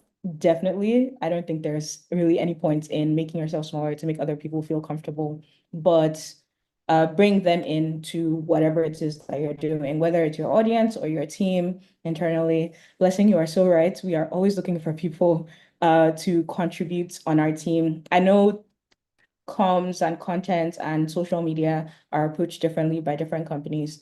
But at Buffer, we have something called the Team of Creators Initiative, where everyone is encouraged to create content. So you don't have to post specifically on LinkedIn, like you don't have to become an Instagram influencer. You can make an account for your dog as long as you are practicing the process of communicating, stepping into our users' shoes, because Buffer is a social media management company. So it makes sense that everyone understands what it's like for our users to use our product, what their daily challenges are. So it kind of aligns with what we're doing. If you're at a company where being on social media is a newer thing to them, maybe people on team are older, they're not as comfortable with posting on social media, just let people know, oh yeah, I'm trying this thing. I talked about the company and the post got 100 reactions on LinkedIn.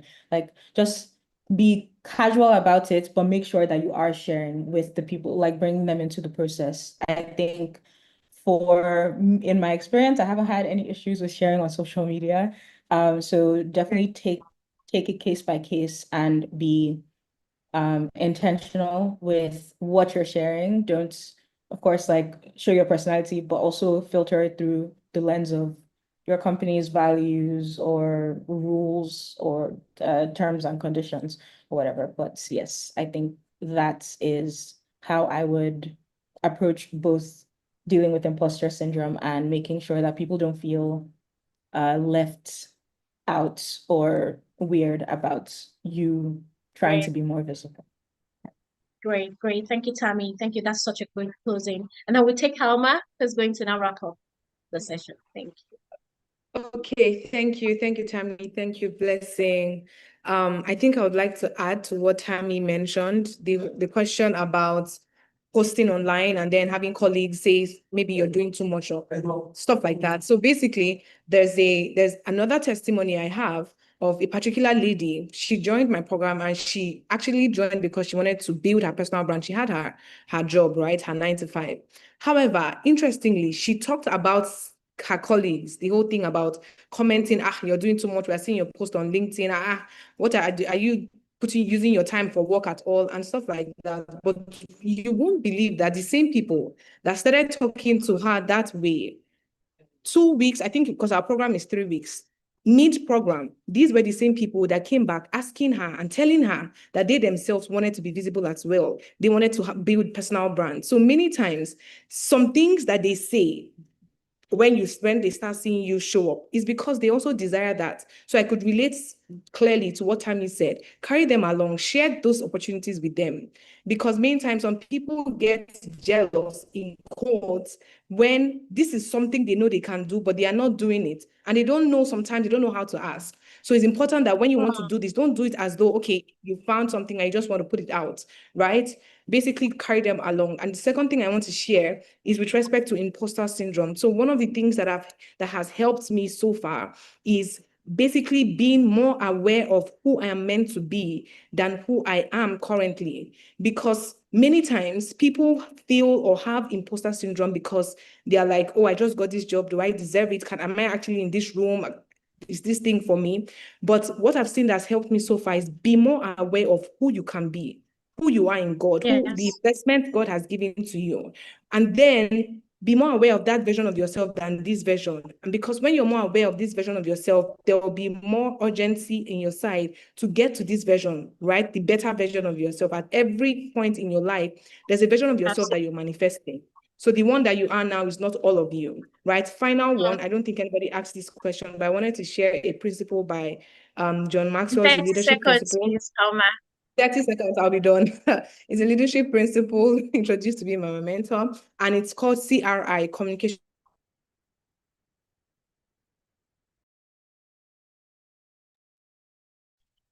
Okay. Hello, Helma, can you hear me? Are you here? Recognition, and by communicating, being recognized, and then being influential. Thank you. Sorry, what's the C?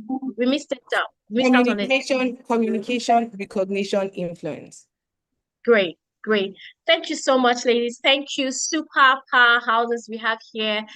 Tammy, Halma, and Blessing for sharing your insights, very practical and relatable insights on this. And I'm sure that it has left everyone refreshed. We now know what to do, as at when to do it. We now build the careers intentionally and be visible without the cringe of, am I doing too much or how can I do better? Thank you for sharing your thoughts. We appreciate you. Everyone, we've come to the end of this panel session and you know how we do it. Bring in that energy. I wanted to keep on here. Blast us with your love. I want to see on the screen, you know, that pop-up of love. I want to see, great. I love the energy. Type in the chat. Thank you, Halma. Thank you, Tammy. Thank you, Blessing. They've also shared their social media handles. You can follow them and ask more questions as much as they can. They'll respond to you. I would also like to encourage that we reduce the chats that is going on in the comment section, random chats, just so that we're able to focus on the conversations we're having, and I'm able to pick out questions that are relevant to the conversation. Thank you again, Tammy. Thank you, Blessing. Thank you, Halma. We just want to say bye for now. We hope that we have another conversation because I have lots of questions that I did not ask, and maybe we'll take it up some other time. Thank you for now. Bye. All right, great. It's been such a great time. We're extended by about 9 minutes, and that's because questions kept coming in, and I mean, as much as possible, we wanted to take what we could. I mean, that's why you're here. Now, we want to get right into the second panel session, and this is just going to be as hot, if not hotter. In fact, this next conversation is the one I think a lot of us have been waiting for, even if we didn't have the language for it. And it is called Ambition Without Burnout. Now, we're talking about the Reset webinar, and we want to rest in it. Inside the Reset era, what does it mean? Somewhere along the way, ambition always gets tangled with exhaustion. So the idea of working yourself into the ground is a proof that you want it badly enough, is what some of us have been moving in. So we want to hear from experts, from people. I'm going to be joined by two women who have lived their lives in this research, in the sense of what we're talking about, and who have done the work of building differently, getting the results that they can. This panel is about questions. I want to encourage you, if you have questions, type in the chat and we'll pick it up from there. So join me as I make welcome. You know the way, you know the drill. Please, as I'm reading the citation of our panelists, just keep popping up the emojis and the dancing emojis, the firecrackers, and all of that. Our first panelist here today has spent over a decade helping organizations and individuals navigate change at scale. She has led complex data-driven transformation across more than 60 markets, operating at the crossroads of strategy, people, and execution. As the founder of Centauri Technologies and Well Working and Living, she has made it her life's work to challenge hustle culture and design systems for ambitious people who want high performance without burning everything down to get it. I mean, that's what this panel session is about. And I mean, none other than welcoming to this panel session, our first panelist on this session, Yvonne Alozie. Please, a round of applause, a clapping ovation, a smiling ovation, dancing ovation. I know we can't see you. Pop up the fun. Hi, Yvonne, are you here? Clapping ovation. Let's keep the love happening. I will not pass the virtual mic to her if I'm not sure that you're ready to receive her. Great. Keep the energy on. Do we have her right here? Just searching to see. Okay, so I'm here, but my video isn't coming up. Okay, so while we leave you to sort that, let's just pretend you're climbing the virtual stage. I would introduce our second panelist for this session today. Great. So our second panelist for today has built a career that resists easy description. There's no easy way to describe her, really. She studied medical biochemistry and genetics, then found her way into digital marketing and the startup ecosystem. And then she co-founded a digital marketing agency, has worked as a fractional CMO for over 10 pre-seed to Series A startups, tech money, and has trained founders and operators through programs with Google, Facebook, and the Digital Marketing Institute. She has also noticed a gap in how Black and African builders were being written about in mainstream media, and so she built the Founders Connect show to fix it. What started as a YouTube series has grown into a full media and events platform with live events across the UK, Canada, Kenya, the US, and Nigeria. And right now, she's building River, an intelligent assistant that helps knowledge workers plan their work in sync with their energy. And that product alone tells you everything about what she thinks about ambition. Please, with that energy, the soft energy, with the happiness, a smiling ovation, a clapping ovation if you can, a popping ovation of emojis on the screen. Let's make welcome our second panelist for this session, Peace Itimi. Hi, Peace. Hi, good afternoon. Good afternoon, everyone. Hi, Yvonne. Hi, Victoria. Hi, Peace. It's been a while. It's so good to have you here. Hi, Yvonne. You've climbed the virtual stage. We're happy to see your face. Looking so beautiful, both of you. Thank you. Are you ready for the conversation today? Yes, please. We have been for the last 20 minutes. Oh, great. Okay, so I want to see if our audience, if you're ready as well. So just type, you know the way we do it, type in the chat, I am good to go, and then put by the side your favorite emoji. I want to say there, your favorite emoji, put in the chat that you're ready, and good to go. So we fire right in. Okay, so in the next 30 minutes, we're just going to be having great conversation on, the subject have shared earlier. And the first question I'd like to ask as a way to start this conversation is, now, what the survival mode looked like for you earlier in your career, and then what shifted? Who's going first? Okay, Peace, you're going first because you're muted and you spoke first. So yes. Okay, cool. So what survival mode looked like for me at the beginning of my career was mostly just how you define hustle culture. So I was working 24/7. I remember in 2019, 2018, I used to work like Mondays to Sundays, like 9 to whenever like I drew up and have to go to bed. And I did that consistently for years. I fell sick a couple of times, but I kept going because I think at the time my main ideology was if I wanted to achieve all the things that I needed to achieve, I need to work as hard as I need to. So I mastered time management. I used to brag about being able to use my 24 hours a day really well, which meant working early mornings, working late nights, and just working around the clock. For me, I didn't pay as much attention to my mental health, my physical health, self-care. I just took a lot of pride in my work.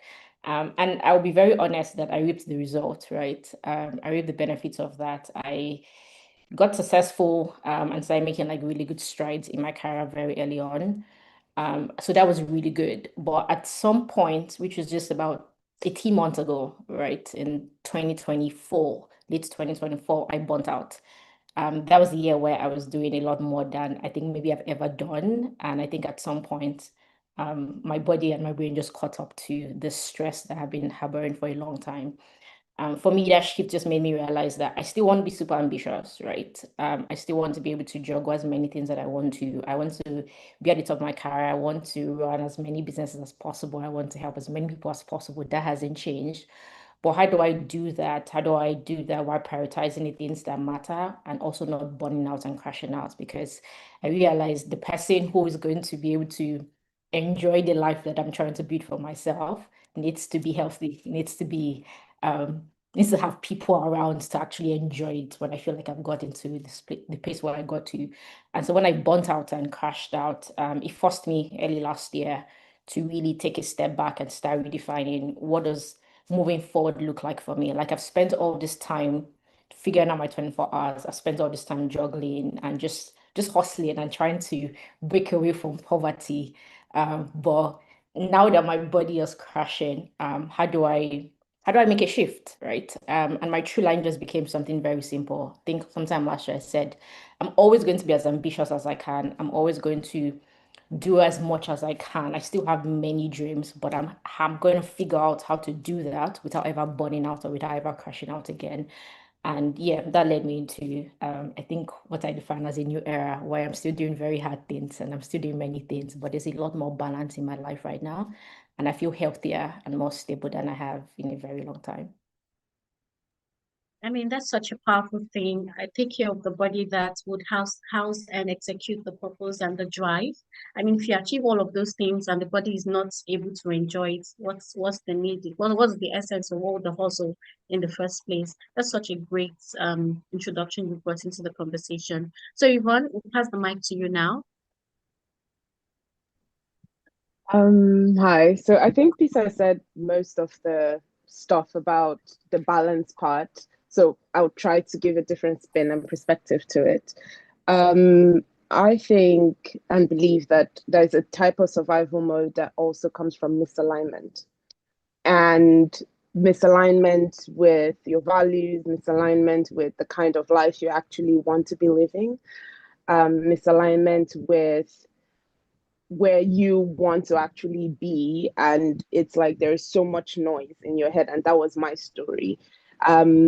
Yes, there was working hard and working around the clock, but I think there was a point in my life where I was having an identity crisis, and I also just didn't know what kind of person do I actually want to be, what kind of professional do I want to be. I know that I'm highly skilled, I know that this is what I do well, I know that if I interview for that job, I could get it. If I put in the work, things could get done, but does that take away that thing you feel inside that makes you feel like you're not experiencing joy at the fullest, even when you're working? And I think for me, that was the breaking point. And then I realized that what stepping out of survival mode meant for me was that I wanted to be in the driver's seat. I wanted to design the career that would nourish my body, nourish my soul, and nourish every other part of my life. So the kind of career where I actually genuinely enjoy what I do. I enjoy the people I work with. The career works for my schedule. The career actually works for the kind of life I want to live. The career helps me earn the kind of money that I want to earn. That's also alignment right there. The career gives me the benefits I need. So if I need a career that gives me certain types of benefits, then I know for sure that working in corporate is a big thing for me. And then I work really hard to get the promotions I need. I work really hard to negotiate. I work really hard to bring my work to the table so I can ask to be paid my worth. If family is important to me, then I have to design a career that allows me grow in that way as well. And I have to be honest with myself. What is important to me? If family is, do I want to sacrifice ambition for that? If the answer is no, then what can I do to make sure that both of them can meet? Does it mean moving closer to family, for example, where I have extended family so I can juggle both? So those are very hard decisions you make in life, but they become easier the moment you know that you don't have to sacrifice ambition for a life of ease. Basically, I think you're more able to make those sorts of decisions because your life is in alignment. But the moment you begin excuse me, the moment you begin asking yourself those hard questions and live a life and build a career where you have to actually constantly ask yourself questions, that's when you step out of survival mode. Someone actually said sorry in the chat. Thank you. That is so sweet. Thank you. But yes, that's the start of the conversation. We can talk more about what alignment actually looks like, basically. Absolutely. We're going to come back to that on alignment, but I think that that's a good way to take the question from the chat. Bola is asking, how do you overcome identity crisis that has lasted for long? I think maybe you can sort of like align it with the alignment talk, Yvonne, and just let's land on that. You can take the question and link it up with alignment. Fantastic. I'm going to give a very vulnerable true story. I think when I had my very first identity crisis, and I say very first because I've had more as time goes, it's almost like you can't, at every part of your career journey, there will be a point where you start to miss the point and you're like, what is it that we're doing here again? You know, and you have to go back to the drawing board and you have to redesign everything and then you continue. It gets easier with time, but those points always show up. So the very first one that I had, I was trying to run a business, but I also knew that deep down inside, there were things that I needed from my life. I wanted to be stable, financially stable, economically stable, emotionally stable, mentally stable, all of those things I needed to actually build, right?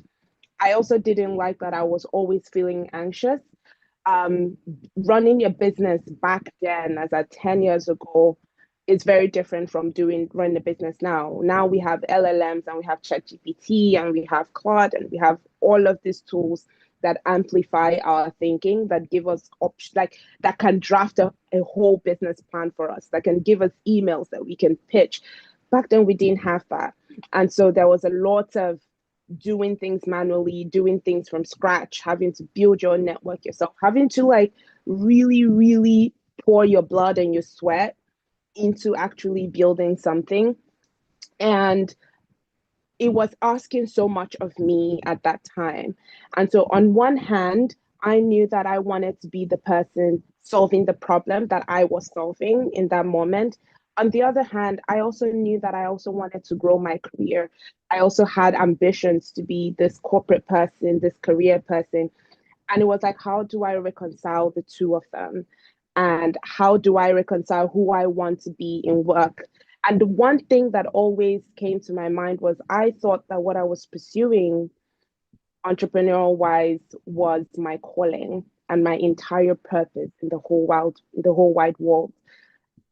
That had to shift. I had to start viewing, when I broke out of that identity crisis, I had to start viewing every single thing I do for work as an assignment and as an expression of the purpose, as an expression of the calling. Your job is not the entire calling. Your job is not your entire purpose. Your business is not your entire purpose at all.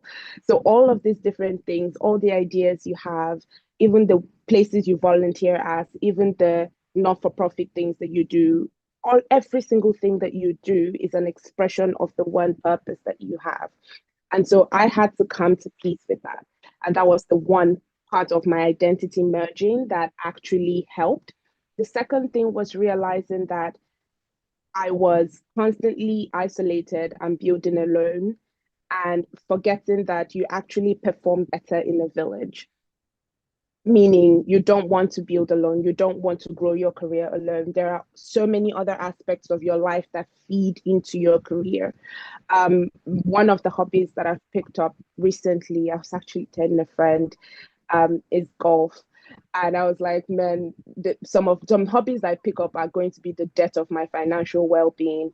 But the important thing, the important thing there is that I have something to talk about with the executives I have to meet. So I'm in a role where I'm meeting with CEOs constantly, or CTOs or CTIOs, or very, very senior executives.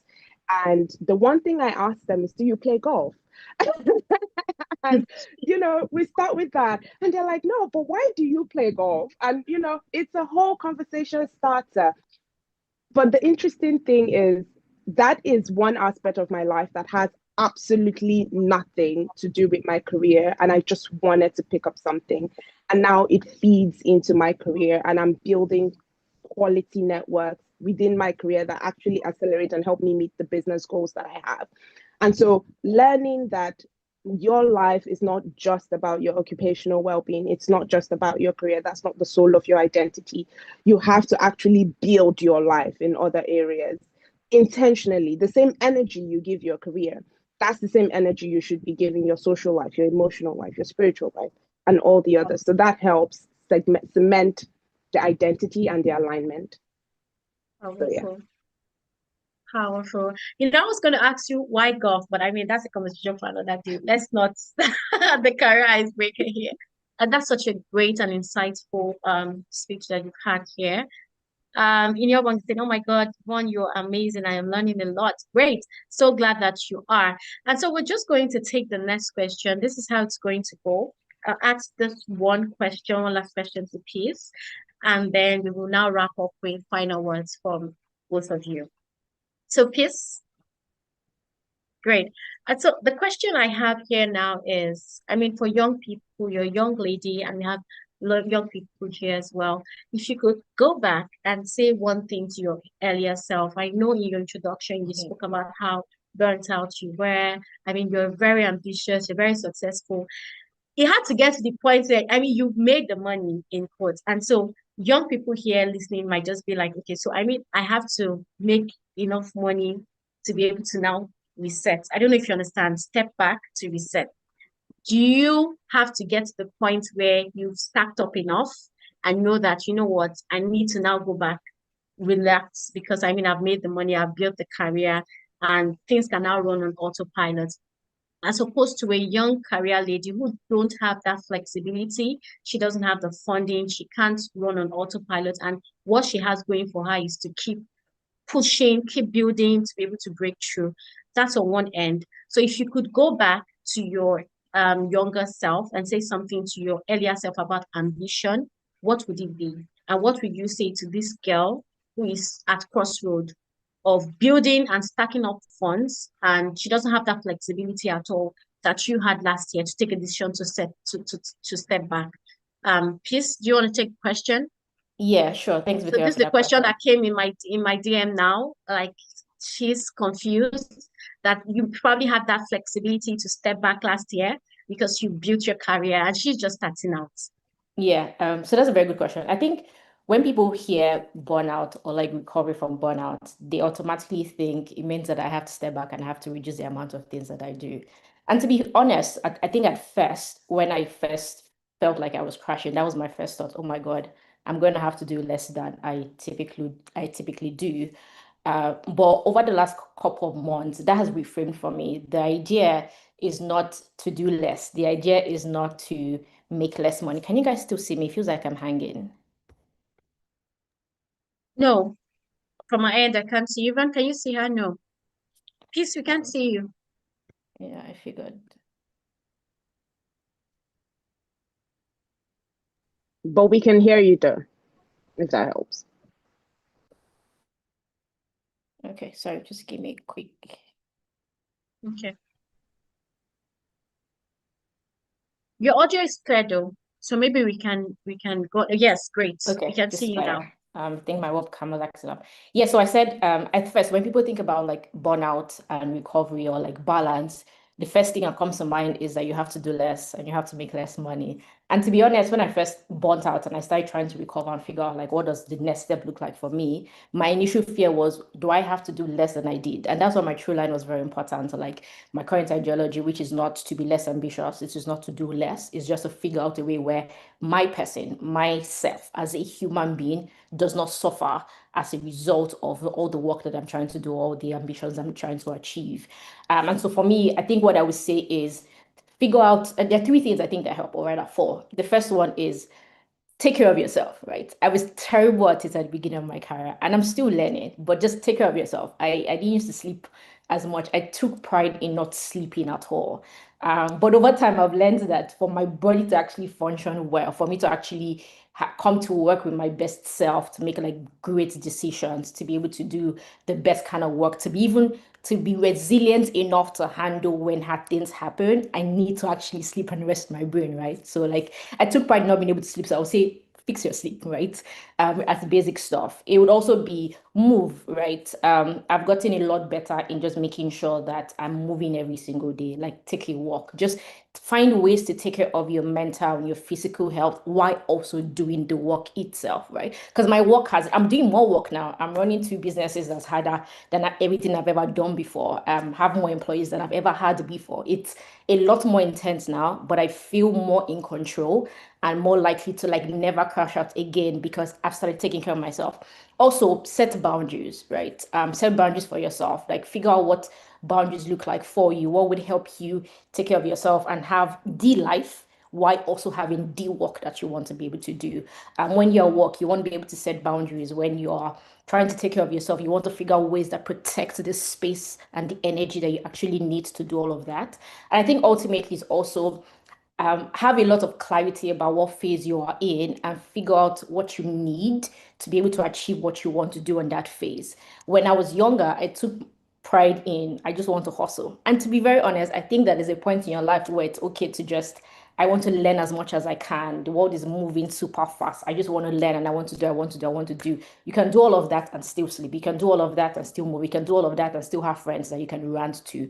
And then at a different point in your career, what that looks like might also change, right? My own clarity right now is on figuring out the work that gives me joy. I was telling a friend like 2 days ago, like I was just reminiscing about the last 1 year of my life. And I'm like, I am the most content I have ever been. I'm doing the work that I enjoy the most. Like I'm using all the parts of my brain. So what is that phase that you're in and what do you need to be able to get to the next phase, right? And optimize for that and then use balance and boundaries to protect that goal and the things that you want to achieve. So that's what I would say. I wouldn't say women work less. I wouldn't say, oh my God, don't be ambitious. I wouldn't say, oh my, you have to like pause and take a sabbatical to recover. No, I would say, figure out your boundaries, figure out what you need to optimize for this specific part of your career, and then figure out the balance and take care of yourself, right? Because if you get to the height of your career and you crash out, you won't be able to enjoy it. If you get sick, you won't be able to enjoy it. But Absolutely. if you figure out how to just get 2 more hours of sleep that you typically would, if you have people that you can talk to, if you have a therapist, if you have a coach, if you have friends, you have mentors that can be there for you that you guys can talk to stuff. If you take care of your physical health as well, then you're able to actually push more. I again, like, the biggest thing for me was realizing that I am much more productive, I'm much more effective, I make better decisions. It's easier, my resilience is harder, is stronger right now, because for the first time I am actually taking care of myself, and I have boundaries, and I have people around me that are helping me protect the ambitions that I want to nurture. I hope that helps. Great.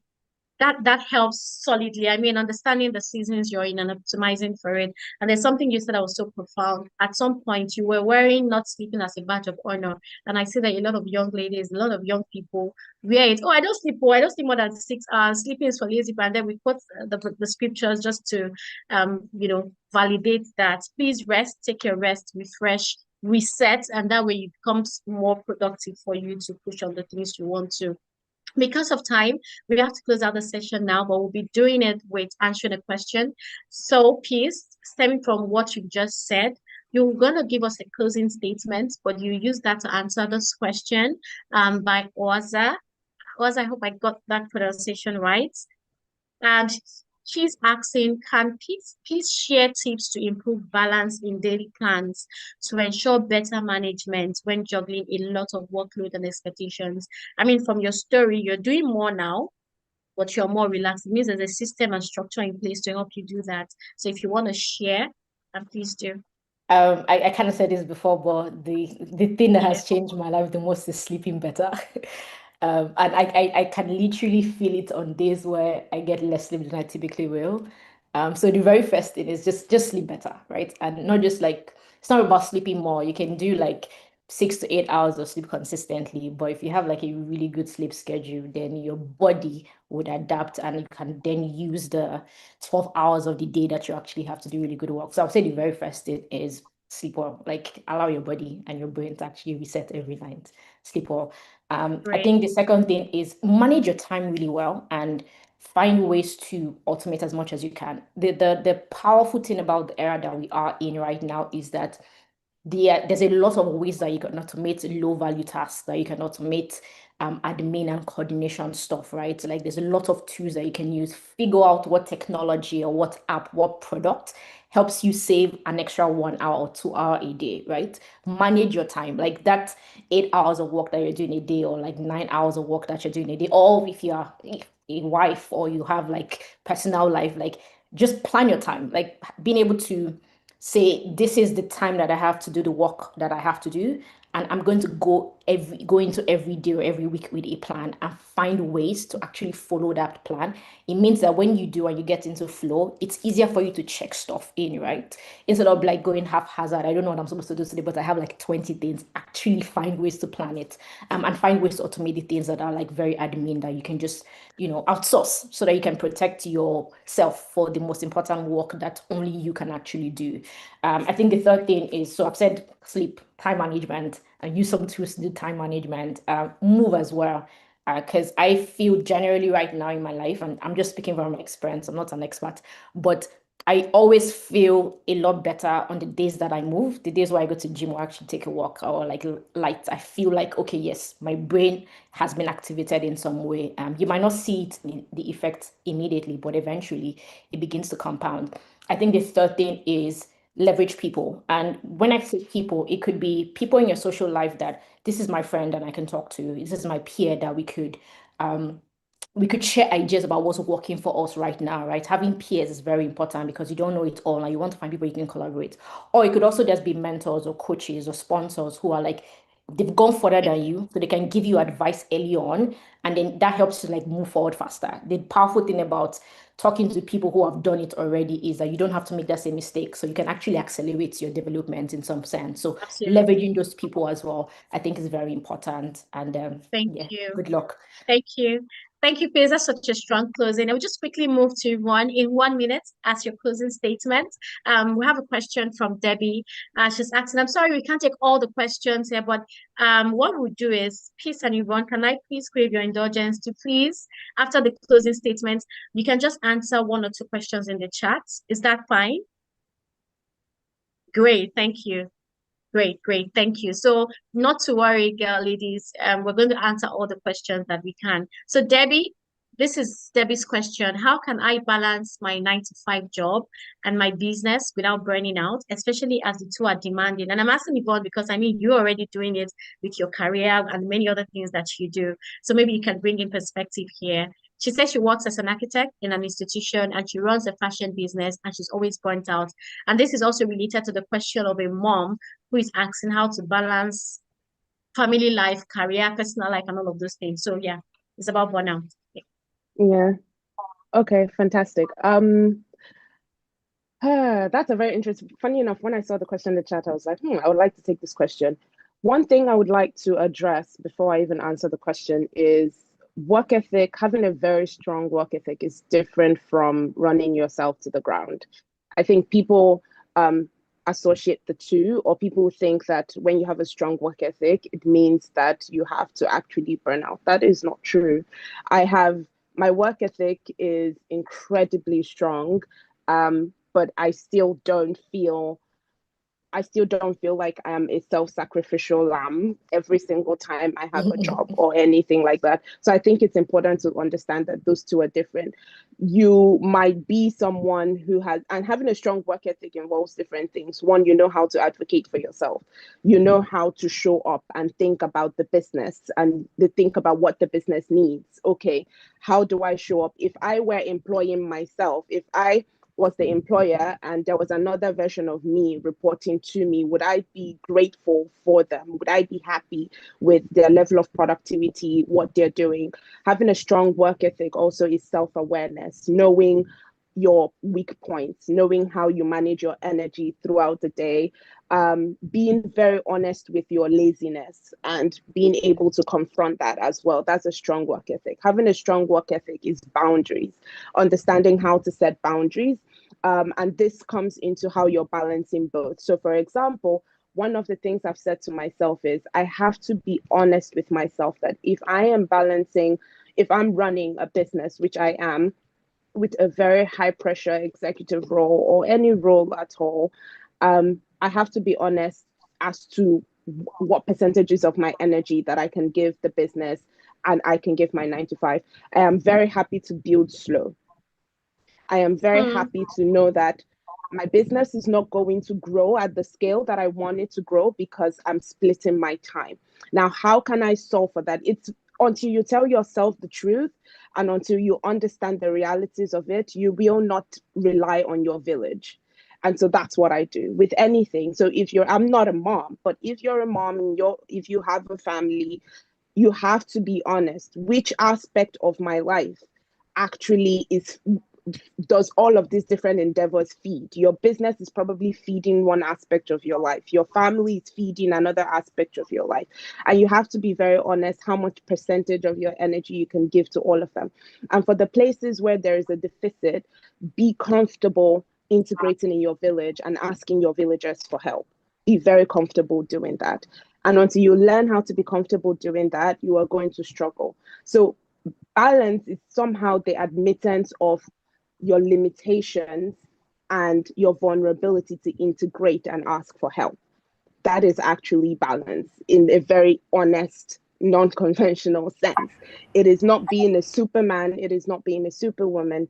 It is really realizing that I can't do it all, but I'm going to get people to support me to do it to the extent that I can. And Great. I think knowing that and giving myself that grace has been a lifesaver for me so far. Amazing. So, yeah. Amazing. Thank you. Thank you so much, Yvonne. And Kiss, we have an accurate timekeeper right on the screen with us, ready to chase us out of the of the virtual stage. Well, it's been such an enlightening and insightful session here today. I think, like for what both of you said, ambition is not the problem. Please be ambitious, ladies. The version of ambition is what we need to now tweak in line with what you both have shared. So thank you very much for being a part of this. And thank you to the 9 to 5 Chick team for creating a space where these conversations happen. As always, please put the fire emoji in the chat, say thank yous and everything as we close up the session. Thank you, Blessing. It's been such a great time here today. Thanks for having me. Thank you, Victoria. I feel we owe you so much. Ladies, please can we give all the love, all the fire to our able moderator who has carried the conversation so well for the past hour. Please, can we give her all our loves, all our likes, and to our panelists who have done so much justice to the conversation from the first panel session to the second panel session. One thing I love is how relatable and realistic all our panelists have been. How practical. Nobody's here to tell you aspire to my voice so you can fire. Everybody's being relatable, everybody's being real, everybody's being is sharing from where they are, and they're sharing so selflessly. Please, can you show your love to our moderator and all our panelists so far in the comments? Show some love, show some love, show some love. Amazing. Don't be stingy with your emojis. Amazing. Now, if you could describe the last two sessions, no, if you could describe the so far. So we've had 2 hours of learning so far, from the keynote to the two panel sessions. If you could describe it in one word, what would that word be? Let me know in the comments. What would that word be? You've been here. Some of us have not moved from our seat. We've been seated for over 2 hours. So what would that one word be? Let me go to the chat. Excellent, awesome, wholesome. I love that. I love that. Wholesome. I love it. I love it. What would that one word be? Enlightening, profound, eye-opening, mind-blowing, powerful. Someone shout power. Amazing, amazing. Someone actually shouted power in the comments. Thank you so much. Now, please, do not leave it right here in the chat, right? We also have the conversation going on our Instagram page at 9to5chick. So one beautiful thing you can do for us right now is to take a screenshot, right? Share to your stories, tag 9to5chick, tell us what a great time you're having here. We need more people to be part of this conversation. So please do that. Do that in just 30 seconds or less. Share, tag us at 9to5chick on Instagram, Facebook, wherever it is. Tell us what a great time you're having here on the stories, and we'll try to repost it on our own stories as well. So far we've had a great time, from designing your career, visibility without cringe, ambition without burnout. And we have had a great time so far, and we are going even deeper, because our next session allows you to be in the same room with women who have build the kind of careers you desire to build. And that's not all. You'll be able to ask them questions directly and get tailored answers to these questions. How amazing is that? Are you looking forward to it?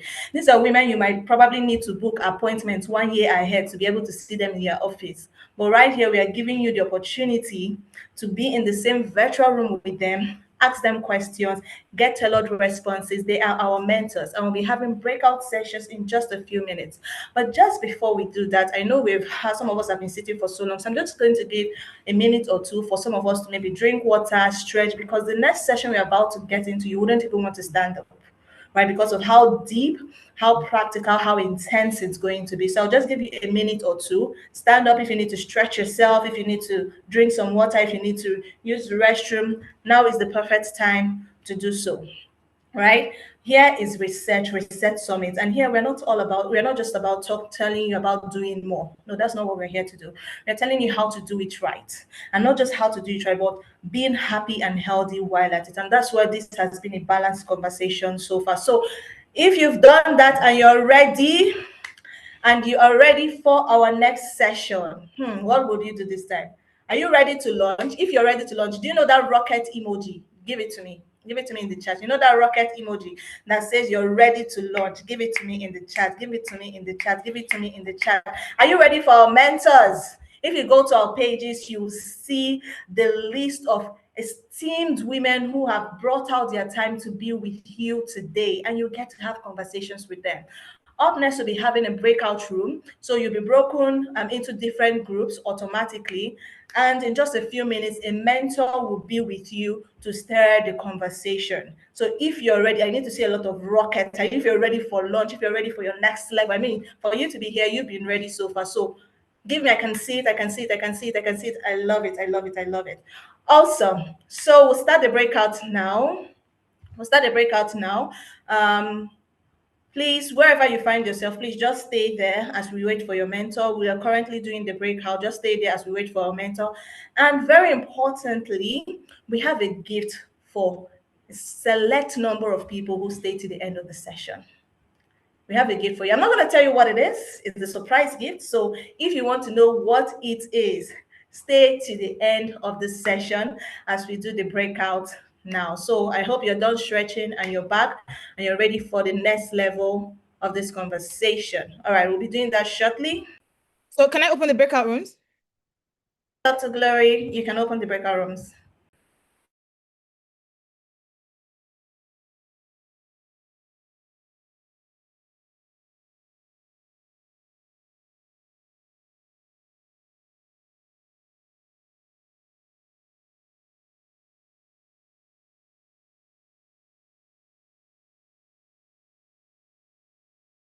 So, ladies, you see a pop-up notification on your screen inviting you to join a breakout. All you have to do is to just click and join the breakout session. All right, click and join the breakout session. We'll be having like 16 breakouts, so you'll be assigned to any of the 16 rooms. Right, so click and join the breakout room. Click and join the breakout room. Join the breakout room. And if you're joining us on YouTube, don't worry, we have something for you. Don't worry, don't worry. We got you. We got you. We got you. We got you. We got you. We got you. We got you. We got you. Okay. You will see the notification soon. Don't worry, just be patient. You'll see the notification soon. Oh, I love the comments. I can see the rockets in the comments. Thank you. You're ready for lunch. You're ready for the next level. Okay. Okay, guys, so the breakout rooms are open. Just choose the room you are going into, and you will have a mentor in each room. So the breakout rooms are open. Just go into, so we have 14 rooms. Just go into a room. And each room Okay, has 14 rooms. Amazing. Yeah, there are 14 rooms. So each room has a mentor. Don't worry, you'll see it. They're saying they can't see anything. Uh, don't worry, it's coming. Blessing, I seems to be still in the main room. Sorry? I'm still in the main room. I'm not in Yes, yes, yes. Yeah. So if you're still in the main room, just choose the room. Karen, you see the room that you see the different room numbers. Just choose the room you're meant to be in and go in. I can see it.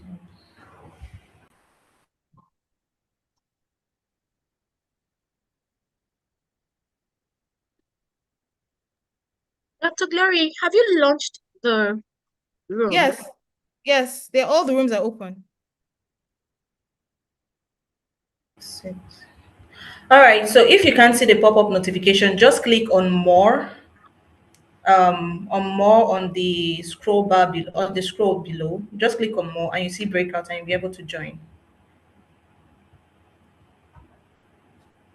If you haven't seen the pop-up notification. If you haven't seen the pop-up notification, just click on more. You see breakout rooms and you can join. I can see people already joining in. Yeah, so room 10, people are joining in. Keep going, keep going, keep going. Yeah.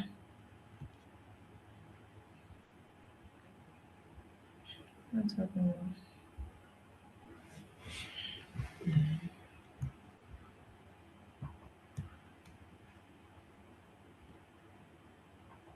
Listen, some people have their hands raised. Maybe you just unmute, see if you can unmute them to find out what they want, maybe they have specific questions.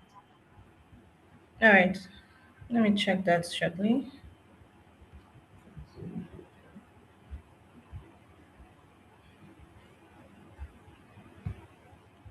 I've asked to unmute, so please unmute yourself. Faith, you can unmute yourself. Thank you so much. Good afternoon, ma'am. So I did as you asked. I went to more, but I can't see any. There's no icon for breakout room. I could quickly read through what I have on my screen. Maybe it's the same with others, but I have participants share, record, show CC, notes, apps, meeting info, and settings. Nothing breakout room on my end. Check again. I've just redone the settings so that participants can choose their own rooms. Okay, I'll try to do this again. Thank you so much. Okay, because I see people now are joining the different rooms.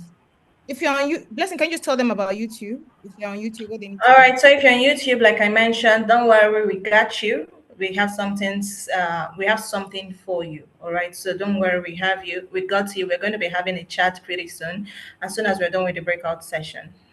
Right? Okay, people are joining in. I can see people are joining in. Yeah. Yeah. So if you've joined, oh, that means you can't hear me if you've joined. I wanted to say give me a thumbs up, but I can see the participants are decreasing, so that means people are joining in.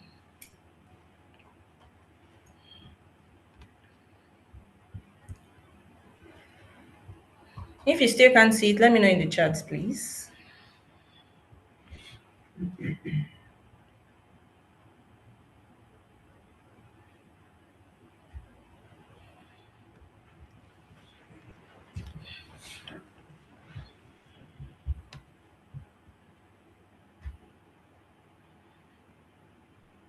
Yeah, people are joining. Yeah, they're joining.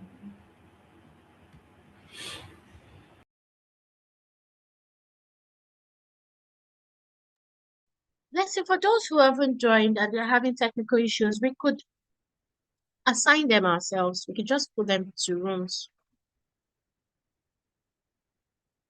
because there's still lots of I'm persons, doing about that. 100 Yeah, they have 100 and something. I think it's going down. So I'm doing that. Yeah.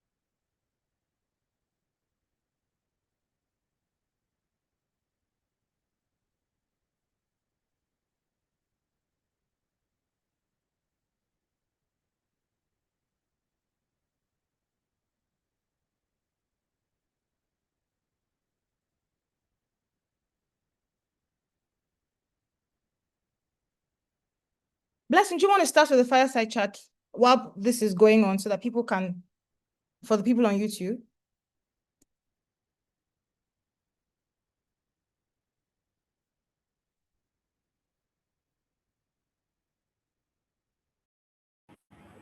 All right, that's fine. We can start with the fireside chat. I can see the numbers are going down, so people are joining in.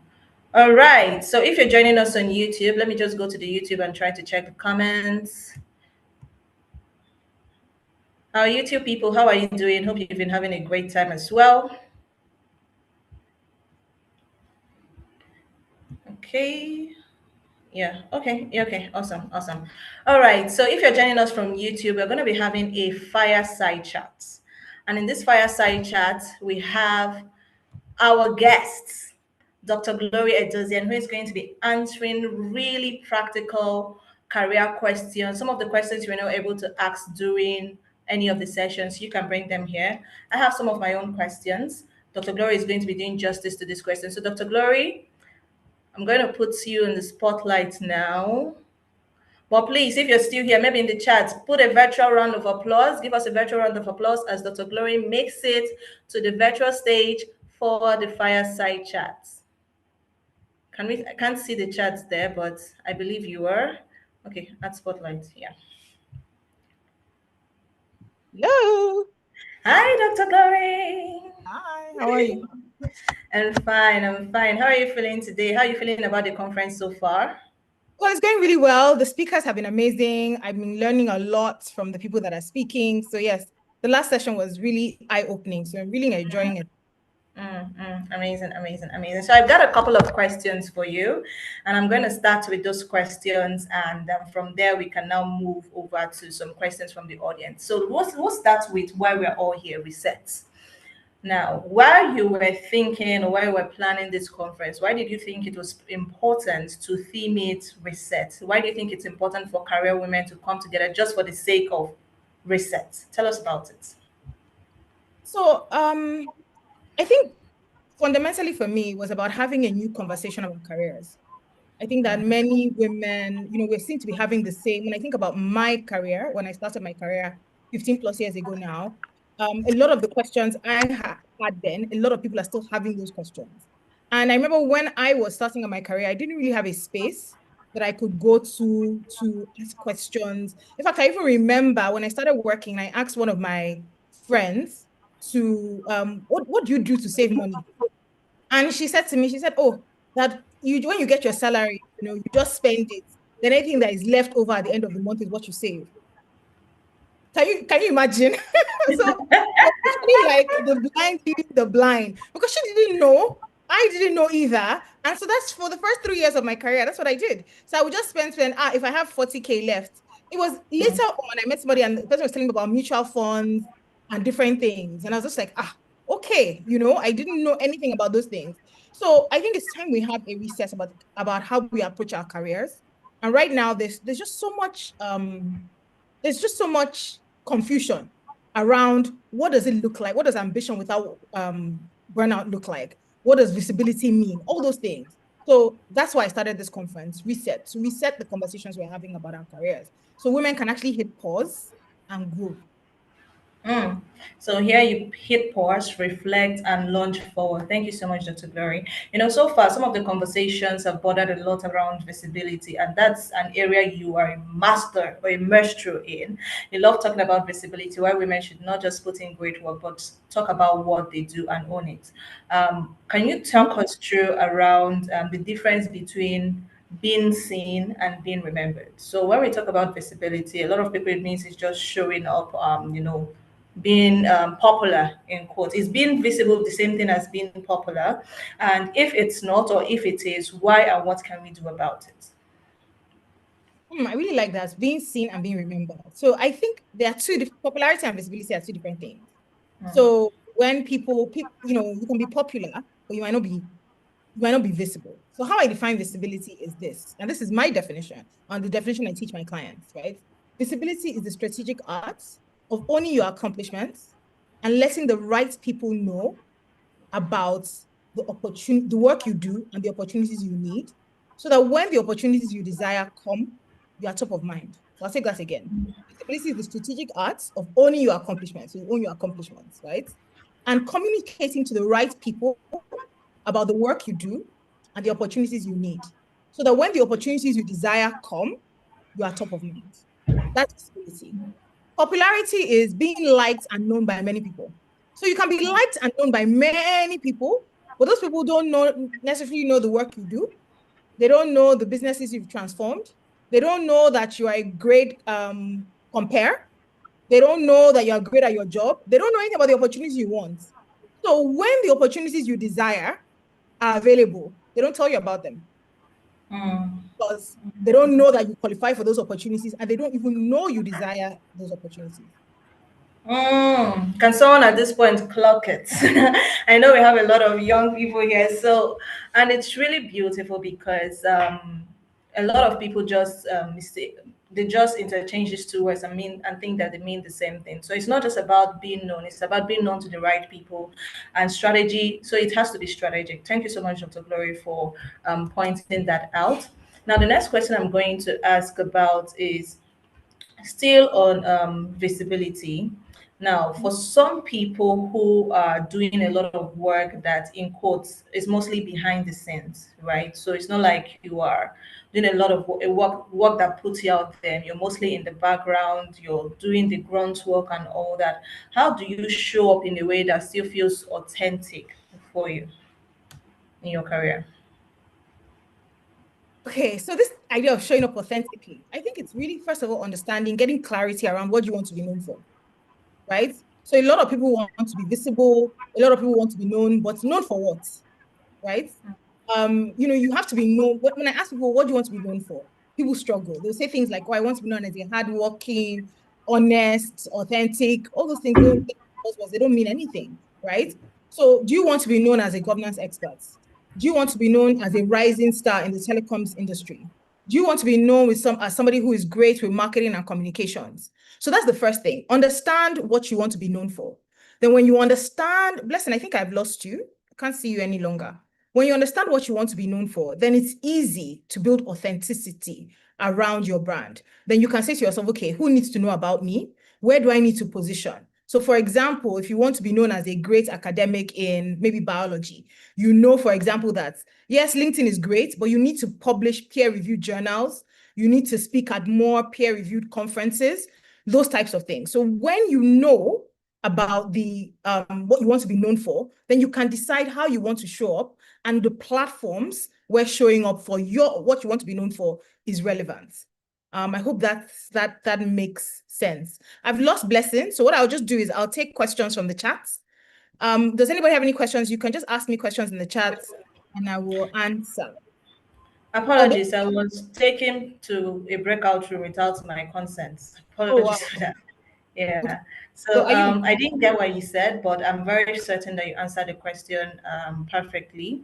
So we are still talking about visibility, and for someone who has just come to the knowledge of I need to be visible, I need to start putting myself out there, but has a precedent of not because they haven't had this knowledge for a long time, they weren't taking it seriously. So how can you start building visibility and recover from being overlooked repeatedly? So you've been overlooked in your career, you have not been getting as much recognition, and now you want to put a stop to that and start putting yourself out there. How do you transition or recover from that? So let me understand the question. So somebody who has been known for something that they want to change, is that what you mean? No, so the person in the office has been overlooked severally, right? So the person is not getting the recognition they deserve, but they are putting in excellent work. And now they've come to the Reset Summit and they want to start putting themselves out there, but they have this precedent of first they need to correct that perception and reputation before they now launch forward. So how do they do that? So I think the first thing is understanding what were the mistakes you made before, right? Why is there a perception about you that you don't like? Because and I think it's very important to realize that because many people don't understand that whether you think you have a brand or not, people already have an impression about you. People already have an impression about you. So if you are not creating or owning your narrative, like they said during the visibility without the cringe session, then you are doing yourself a disservice. So the first thing is decide, okay, I want to now start putting my work out there. Understand who are the power players, who needs to know about me. Because it's not everybody you need to be visible to, right? You don't need to be visible to everyone. So the first thing you need to do is say, okay, what do I want to be known for? What opportunities am I looking for? Right? Because it's not just visibility for the sake of being visible. You are being visible for a reason. So maybe, okay, I want to get a promotion. I want to transition roles. I want to move from departments to departments. So I remember, for example, when I started my career, I was in a particular department and I very quickly realized that in that department, there was no space for growth. There was no way I was going to be promoted. So what did I start doing? I started going to the other departments. I started finding out what do they do in those departments. And I found a department that I was really interested in. And I started building a relationship with the heads of that department. And one day, one of them said, look, you're always here. What are you looking for? And I said, oh, I'm really interested in what you guys are doing. I'd love to, shadow you guys, just understand what's going on in this department. And he was like, oh, there's actually a role we have an opportunity. And that's how I interviewed for the opportunity and I got the role.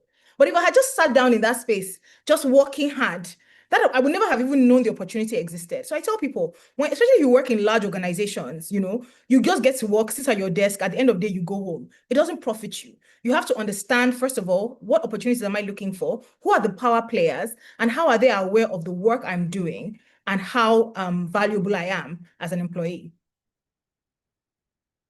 Perfecto. Perfecto. So, ladies, please, you cannot be visible when you're just committed to one place. Stand up, get in front of the people who deserve to see you, people you want to attract, and show up strategically in front of them. Amazing. So, let's take a pause on visibility for now and let's talk about something that a lot of career women face, but it's hardly talked about, and that is office politics. Good. Now, the first question I have here is someone is asking, can I actually succeed in corporate without engaging in office politics? Like, I want to be a good person. I don't want to do any politics. Can I please succeed by myself? So office politics. Here's what I think, right? Whether you like it or not, you're affected by politics. So it's like somebody saying, "Oh, I don't want to vote," but whoever is the president is going to affect your pockets, right? But office politics can be a good thing and it can be a bad thing, right? So there's how to play politics in a good way, and it starts first of all with awareness. if you're in a situation where you put your head down and you're not aware of the politics that is going around you, trust me, you are going to be the victim of the politics, right? So first of all is awareness. What is the politics? Who are the people that are favored? Why are they favored? Who is favoring them? You have to understand the awareness, and then don't make assumptions. Don't think, oh, it's just favoritism. Are there things, because there are many times in offices, I've seen people make this mistake, or so and so is favored because she's so and so's uncle, or she's so and so's auntie, or so and so's cousin. Meanwhile, that person is a hard worker. Meanwhile, that person is playing golf with them. Meanwhile, that person is doing something that you are not doing. So first of all, understand the lay of the land. Understand the lay of the land, and then understand, how do I play in this land without losing my integrity? What are my values? So for example, if you say, okay, look, I'm not going to, steal or whatever. Maybe there's a racket going on in your company and you think, okay, those people that are involved in that particular racket are the ones getting favor. And you say, look, that's too much. That's against my values, right? Okay, so you understand, okay, that's too much. That's my boundary. But what are the other things that I can do? Who are the power players? How do I create my own politics? How do I create my own power play, right? How do I be seen? Because everybody's playing a game. What game are you playing, right? So for example, you know that there's this big project that you need approval for, and we are going to go for the meeting to approve the project. Why will you wait until it's time to go to the meeting to show the project? No, weeks before, you'll be updating people that you know are the power players, telling them about this project, telling them what you are doing. So before you get to the meeting, you already know the people that are going to disagree with you. You already know the people that are going to support you. You've already curried favor where you need to curry favor, right? Because sometimes people will say, I'll support you on this, but when I'm presenting my own on this, you support me. You make those alliances before you get to the room. So when you're in the room, you're not surprised. A lot of people make that mistake. You get to the room and you're surprised that Mr. So-and-so is against you. But if you had been doing the work beforehand, when you get to the room, by the time he raises objection 1, you know the objection, you've countered it. Objection 2, so you look prepared.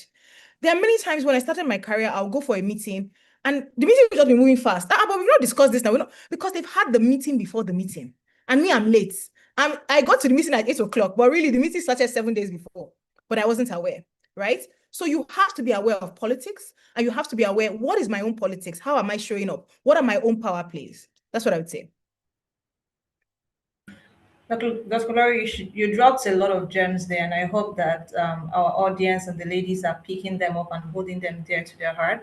And what you said last is there's always a meeting before the meeting. So, ladies, those meetings, there are meetings before the meetings, and that meeting before the meeting is what will determine that other meeting. I hope you understood what I said. So, make sure you're part of those conversations before those meetings, right? And now, the next question I'm sure that comes to mind for a lot of people is, okay, I now know I have no choice. Either I'm playing the game or I'm being played. But let's say it's for people that you are not, let's say you have a line manager before the boss in this sense, and you want to be able to get the attention of the person way at the top.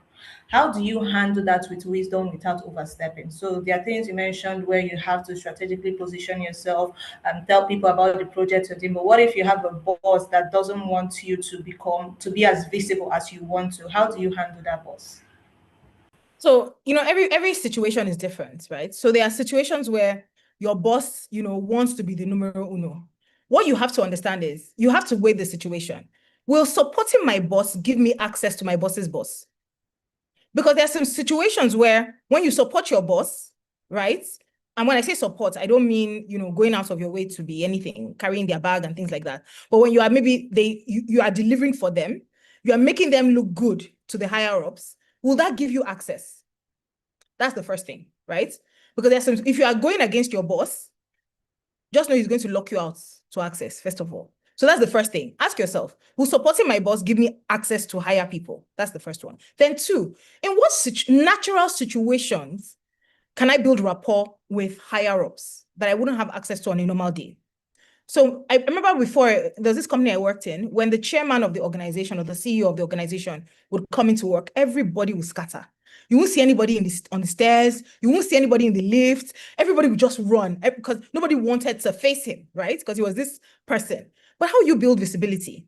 So if you know, for example, that your boss's boss comes to work at 10 and usually passes one way, you just say, oh, good afternoon, sir. Good afternoon, sir.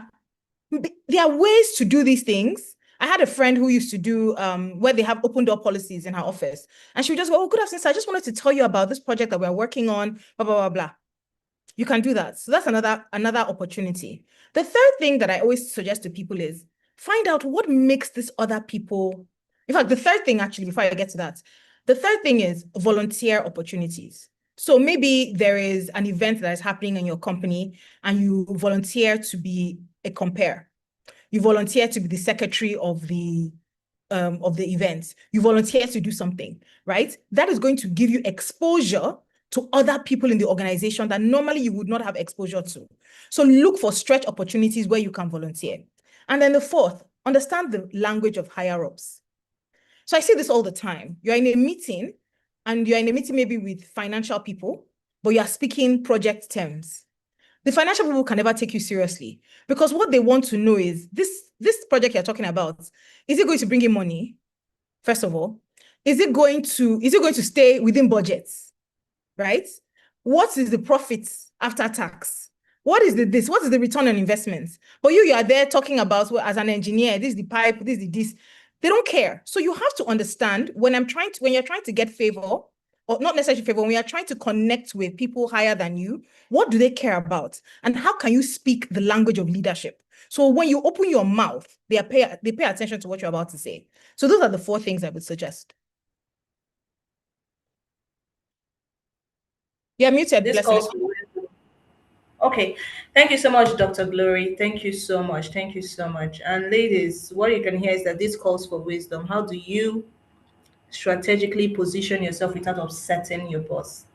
Now we have some questions in the comments, and so if you have any questions, ladies, please put it either in the YouTube chat or in the Zoom chat, and I'll read it out. We have just like 10 minutes to go, so let's maximize it. Number one is, how do I re-enter a space where I lost my voice because of bad reputation on a project? This question is coming from Wonderful Osalo. I'm going to read it again. How do I re-enter a space where I lost my voice because of a bad reputation on a project? I think that's a very good question. And what I would say, first of all, forgive yourself, right? Forgive yourself for whatever mistake you made, because if you keep feeling guilty, it's going to disturb how you show up. So the first thing I would say is forgive yourself for whatever mistake you made, whatever the issue was. The second thing is now say to yourself, okay, who are the people that were impacted by this mistake or this issue? Who are the power players here, right? And what do I need to do to demonstrate that, things have changed, right? So I remember when there was a time I was in this company and there was an interview situation that I was applying for. And let's just say, cut a long story short, I messed up with the interview situation. And I said to myself, okay, these people, they're never going to trust me. So I didn't get the job. Not only did I not get the job, but I actually messed up. I didn't do well in the interview. And a lot of people were disappointed because they thought, I kind of believed that the job was already mine. So I didn't prepare. And so people that had vouched for me, they were a bit disappointed and let down by my actions. So the first thing I did was I had to forgive myself. Like, okay, Glory, you really messed up, right? I had to go and meet the people that vouched for me to say, this is what happened. I'm sorry. It will never happen again. So I owned up to my mistakes, right? And as I'm giving this example, see if it's something you can use in your situation. There are some things you may be able to use. There are some other things you may not be able to use. The third thing I now said to myself is, okay, how am I going to correct this quickly? What are some quick wins that I can do, right? So I started volunteering for a lot of stretch projects because at this point, when you lose trust, it's very difficult to rebuild. It takes time and you have to be patient. So one of the things I started doing was volunteering for stretch projects, right? But also understanding, why did I fail in that previous task? What was it? Was I too cocky? Was I not well prepared? So that the mistake doesn't happen again, right? So I would suggest those things. So first of all, forgive yourself. Ask the people that you may have offended to forgive you, but also fundamentally ask yourself, why did I make those mistakes? See how you can correct them, and then start to build trust through volunteer projects. Amazing. Thank you, Dr. Glory. The next question is on career sponsorship. So someone is asking, I have access to mentors, people who teach, people who guide me, but I don't know how to break through into sponsors, people who would speak for me in rooms I am not in, people who would sponsor my career where appropriate. How do I turn my mentors to sponsors, or how do I attract new sponsors? Amazing. That's such a great question. So let me, for those that may not know the difference between mentorship and sponsorship, right? So mentors are people who will give you advice. Sponsors are those that will advocate for you in a room. How do you identify a sponsor? A sponsor is someone who has advocacy power, right? So the person, first of all, they have access to rooms that you cannot enter. That's the first thing. So rooms that you don't have access to, they have access to those rooms. But also when they are in those rooms, people listen to them. So it's not just about access. There must be people that when they say something, people actually stop and listen to them. So people who have high social capital and trust. Now, how do you get those people? First of all, find, if you're in stretch assignments are great because usually it's not people that are in your line of sight, right? That you have access to. Your direct line of sight, right? Your direct reports. You have people from other departments. So that's why I keep mentioning it. So what do? Find those people that give you compliments on your work. So maybe you did a no matter how small the compliment is, maybe you did a presentation one day and somebody like that says, oh, that was a good presentation. That's somebody that could be a potential sponsor because they've given you a compliment. So what do you do after? Go and tell them, oh, thank you so much. I was really happy that you noticed the amount of effort I put into that presentation. I actually have a few more presentations coming up, and I'd like to get your ideas on a few things, right? So that's how you start to build that relationship out. The mistake a lot of people make is when somebody compliments you, you just move on. No, notice the people that compliment you about your work, because those are people that are already beginning to trust you or show signals that they value the work that you do and may be willing to become your sponsors. Now, the difference between mentorship and sponsorship is that for mentors, you can actually ask them, oh, please, will you mentor me? For sponsors, they have to decide that they want to sponsor you, right? So that's why you have to build that trust where they are seeing your work, they're complimenting your work. And then you can start to tell them about the opportunities you desire. So for example, you can say to them, oh, so maybe for the last 3 months, you've been talking to them about the work you do and everything. You can say, oh, I'm really looking forward to this promotion. I would really like to put myself forward for this opportunity. Is there anything you think I should be doing that I'm not doing now? So can you see how you've planted the seed? And they can tell you, I think you need to get this certification, or I think you need to do more of this. Or they think, oh, I really think you should do that, right? That's already, you are bringing the person onto your side. So those are some of the ways you can start to build sponsorship relationships. Amazing, amazing, amazing.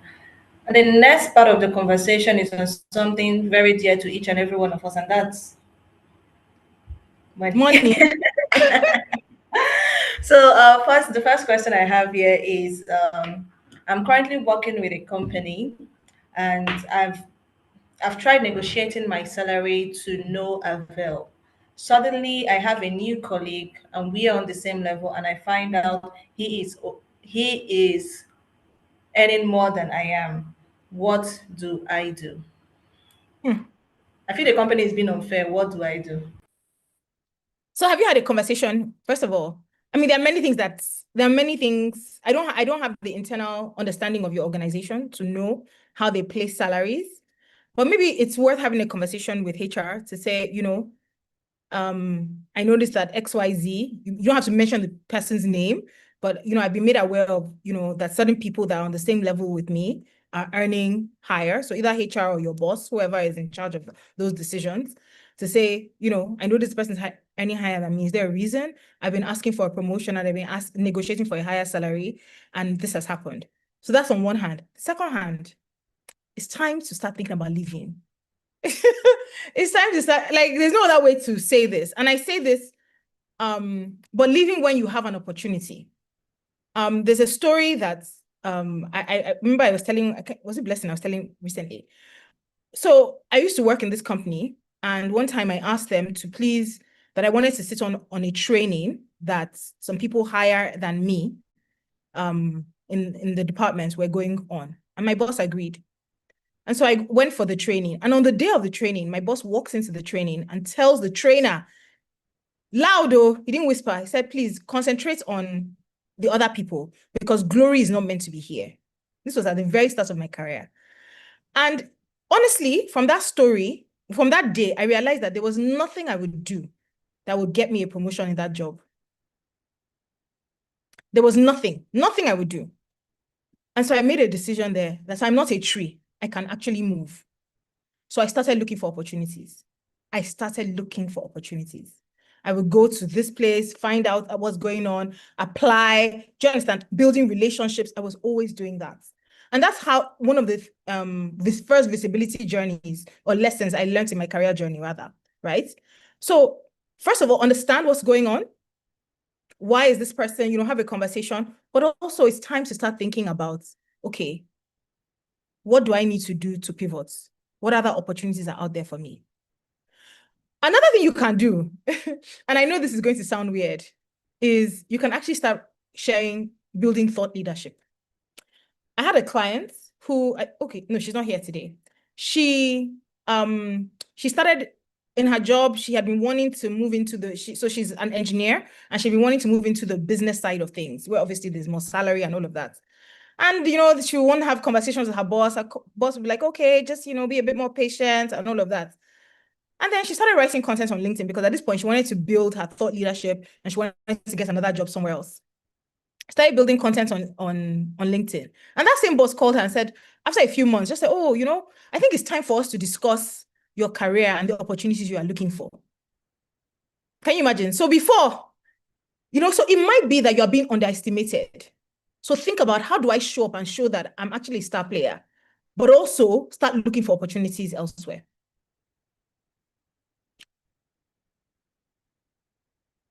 Amazing. So we have 2 more questions, and those will be the last. I'll ask both of them at the same time, and we can use it to wrap it up because it's time up. So number 1 is, how do I start? You've already started answering part of it, but it's, how do I start giving signs to my boss that I'm ready for a promotion and I'm ready for a salary increase? That's one.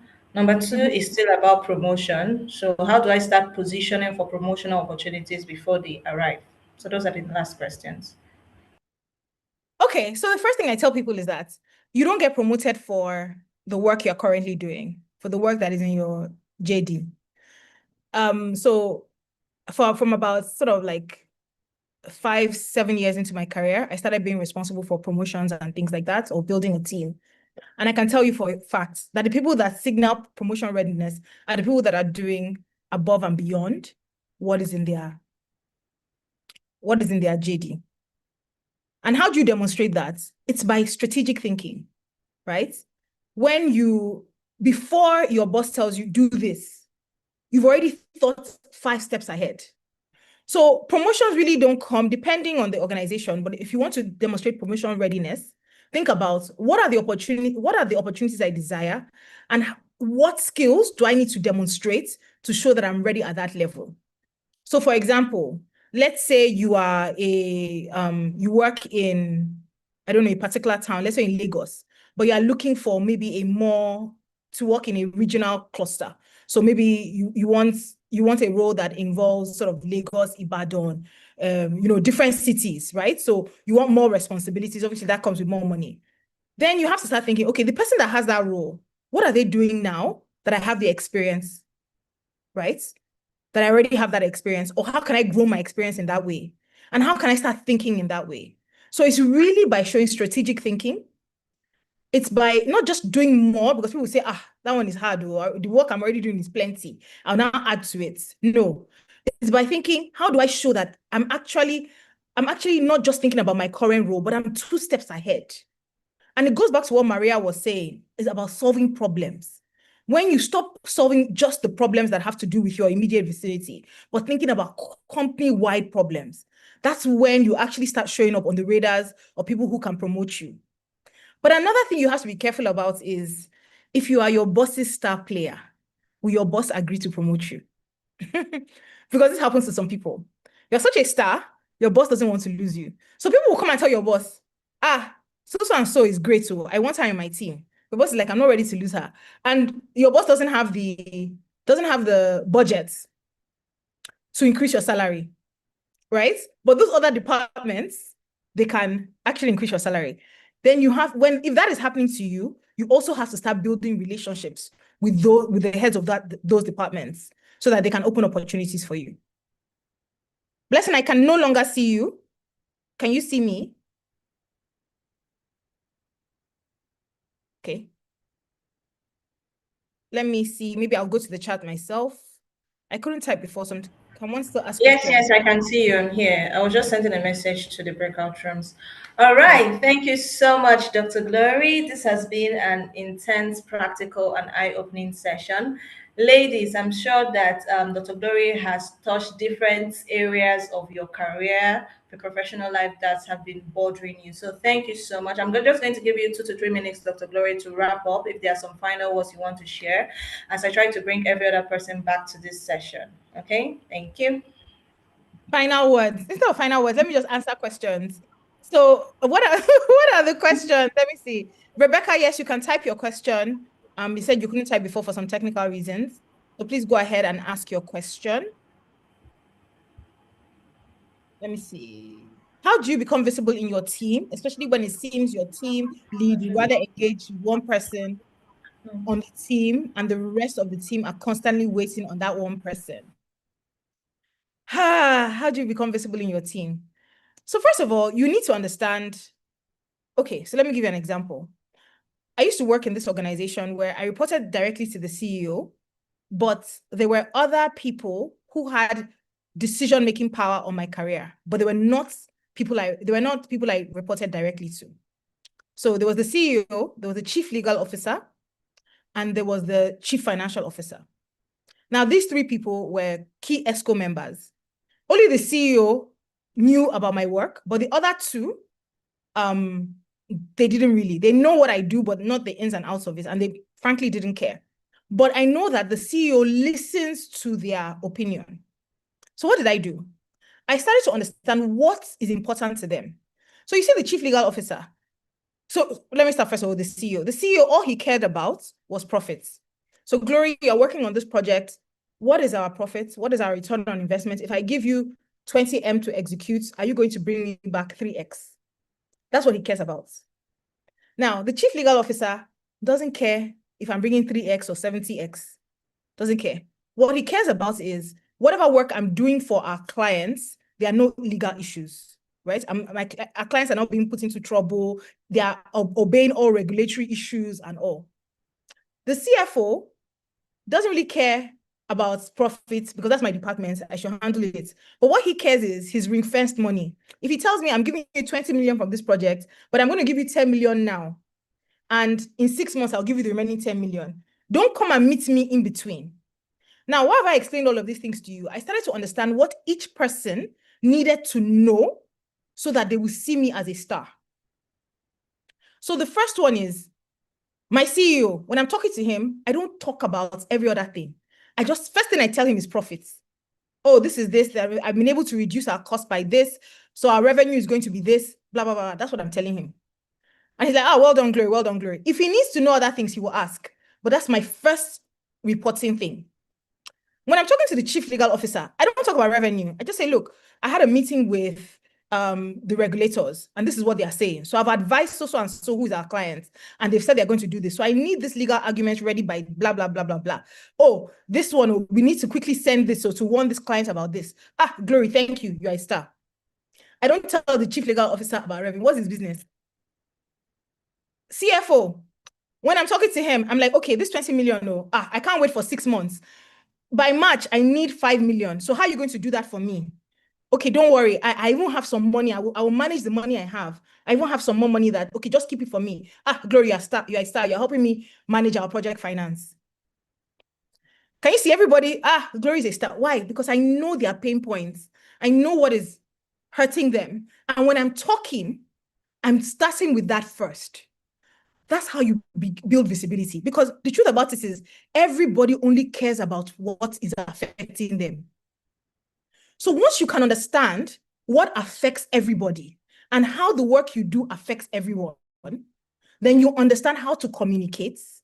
And it goes back to what Maria said in the beginning. Then you also understand how to own your narrative and how to share that narrative.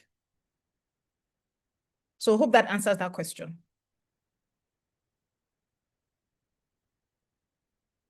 Blessing. Blessing, you're muted. Are you still there? Yes, you are. Okay, so let me see if there's another question in the chat. Or are people coming back? Have you closed the breakout rooms? Should I close the breakout rooms? Listen. I should close them. Okay. Okay.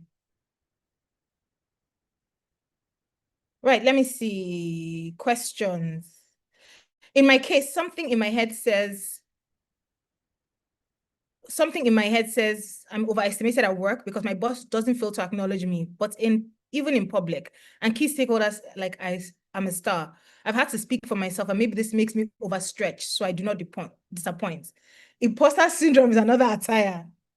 So what I've learned about imposter syndrome is this. I've seen imposter syndrome as something that comes to protect me. Let me explain. So instead of seeing imposter syndrome as something that holds me back, I understand that in my mind, anytime I'm about to do something that I don't normally do, or something that maybe I'm about to speak on a bigger stage or something in me is saying, Glory, stay in your comfort zone. So that's what imposter syndrome is. When it's asking me all these questions, that's how I see imposter syndrome. It's saying to me, Glory, are you sure you're ready? Are you sure you can speak? So and so is going to be there, right? So I started to see imposter syndrome as something that is trying to protect me, but it's trying to protect me from the opportunities I want. So instead of letting it hold me back, what I do is I talk to my imposter syndrome and I just tell it, I'm ready. It's okay. I can do this. So I don't fight with imposter syndrome. So anytime I'm about to do something that is bigger than what I would normally do, stand on a stage, speak to new people, send a proposal, all of that, instead of saying, oh, am I ready? Who am I? What's this? I just say, look, this is Glory, this is normal. Of course, you're about to do something that is stretching you. So this is going to push you, right? But you know what, Glory, you are ready. So that's what I do. I don't see imposter syndrome now as something that I should allow question my worth. I see it as something that is trying to protect me. And so I speak to it and I tell it, I'm ready. Thank you so much, Dr. Glory. And that is such a powerful note to end this fireside chat. Please, can we give a round of applause to Dr. Glory, our virtual love? Let's break it coming. And to I'm the sure that other was so. the other mentors are coming back into the room. So yes, so Yes, please yes. Our mentors are coming back in. Every other person is coming back in. I think we're still waiting for a few more people. And I'm sure we had an amazing time in our different breakout rooms as we did here. And I'm just going to give a few people, one or two people, to just tell us how was the breakout session for you. What are you going to do differently? Just in 2 minutes. So if you want to talk or if you want to speak, just raise your hand up. Tell us what breakout room you were in. Who was your mentor? I'm just going to let 2 to 3 people speak, and I'm going to start with the first row I can see here. All right, please, can we unmute? Oh my God, I can see a lot of hands up. Yeah. So can we first unmute Favor on me? Okay, I'm just going to ask you to unmute. Please, 2 minutes. 2 minutes. Your name, what breakout section you were in, and how was it for you? Favor, I've asked you to unmute, so please can you unmute? Amazing. Good afternoon, everyone. Good afternoon. Today has really been very impactful and refreshing. I've had like lots of answers without asking certain questions. But I was in Mrs. Yowande's breakout session, and I had the opportunity to also ask a particular question. And I talked about when my work is not challenging and how will I go about it and all. And our responses were very helpful because she talked about how maybe I would have to adjust my CV and put my CV out there, because I explained the situations that even when I'm trying to set some new things in the system, I'm working with people who are docile, people who are not ready to move. So it's slowing me down. And so she talked about it. Maybe that's not even the right place, but I shouldn't quit my job because it's not a good idea. But then I should start looking out for other opportunities that would help me. So yeah, Amazing. Thank you, Favor. Thank you. So I'm just going to let 2 more people speak. But who says you can't use the chat, right? Give a shout out to your mentor in the chat. Let us know what breakout room you were in. Give a shout out to your mentor. How was the experience? I will read a couple more chats as we take 2 people. Thelma Emelike, please can you unmute? Okay, go ahead. Okay, good day, everybody. I joined the room for interesting and it was quite interesting. It was short at the time because I also had network issues, but it was a good one. And these are a few quick homes for me. I was able to understand that doing a job or you being at a place, it goes beyond the title. At the point while you're doing your job, you're carrying out your deliverables. It doesn't just have to be about the title. Even when you feel the title is not what you are expected to be in. For instance, you've not been promoted to become a manager or the CEO, but wherever you find yourself, make sure that you're taking ownership and you're being prepared because any opportunity you find yourself could be the opportunity that will take you to that leadership role you're aiming at. So always be prepared, read the environment, be very much aware of the environment, and do not look at the title. Take ownership and responsibility in anything, no matter how little it looks. Take ownership. Thank you. Love it, love it. Now let's hear from Simi. Please keep talking about your mentorship session in the chat. Give a shout out to your mentor. Tell us what breakout session you were in. So Simi, I've asked you to mute. She's the last person we're going to talk. We're going to hear from. All right. Go ahead, Simi. All right, good afternoon, everyone. I joined room 10. Can you hear me? Perfect, we can hear you. All right, okay. So big shout out to our mentor, Dr. Adeze Kingsley Anyanwu. So one major thing I learned is that the stage that I'm in now at work, my workplace has something to, but she also balanced it such that she said that you should also have an exit strategy because life could happen at any point in time. Then she also mentioned that we should focus on things that are within our control, right? And wherever we are now in our careers and all, that we should see how we can do things differently, to add value to the company and also be a blessing to as many people that we Amazing, can at amazing. that stage, right? Thank you Learn so to much. optimize our LinkedIn profile because All right, thank you so much, Simi. Thank you so much. From the three responses and from the energy in the chat room, I'm very certain we had an amazing time as we've been having so far. The breakout session, you got to ask questions directly to people who have got mentors who have gone way ahead of you and are ready to help pull you up as well. Thank you so much to our very esteemed mentors for pouring out yourself. Please, can we put our virtual hands together for our mentors? Give them all the love, give them all the heart. If you had a great time, please let's give an overdose of love. Let's give an overdose of love. Let's choke them with love, right? Thank you so much to our very wonderful mentors. It has been an amazing time. From the chat, I can see that everyone had a great time. All right, ladies.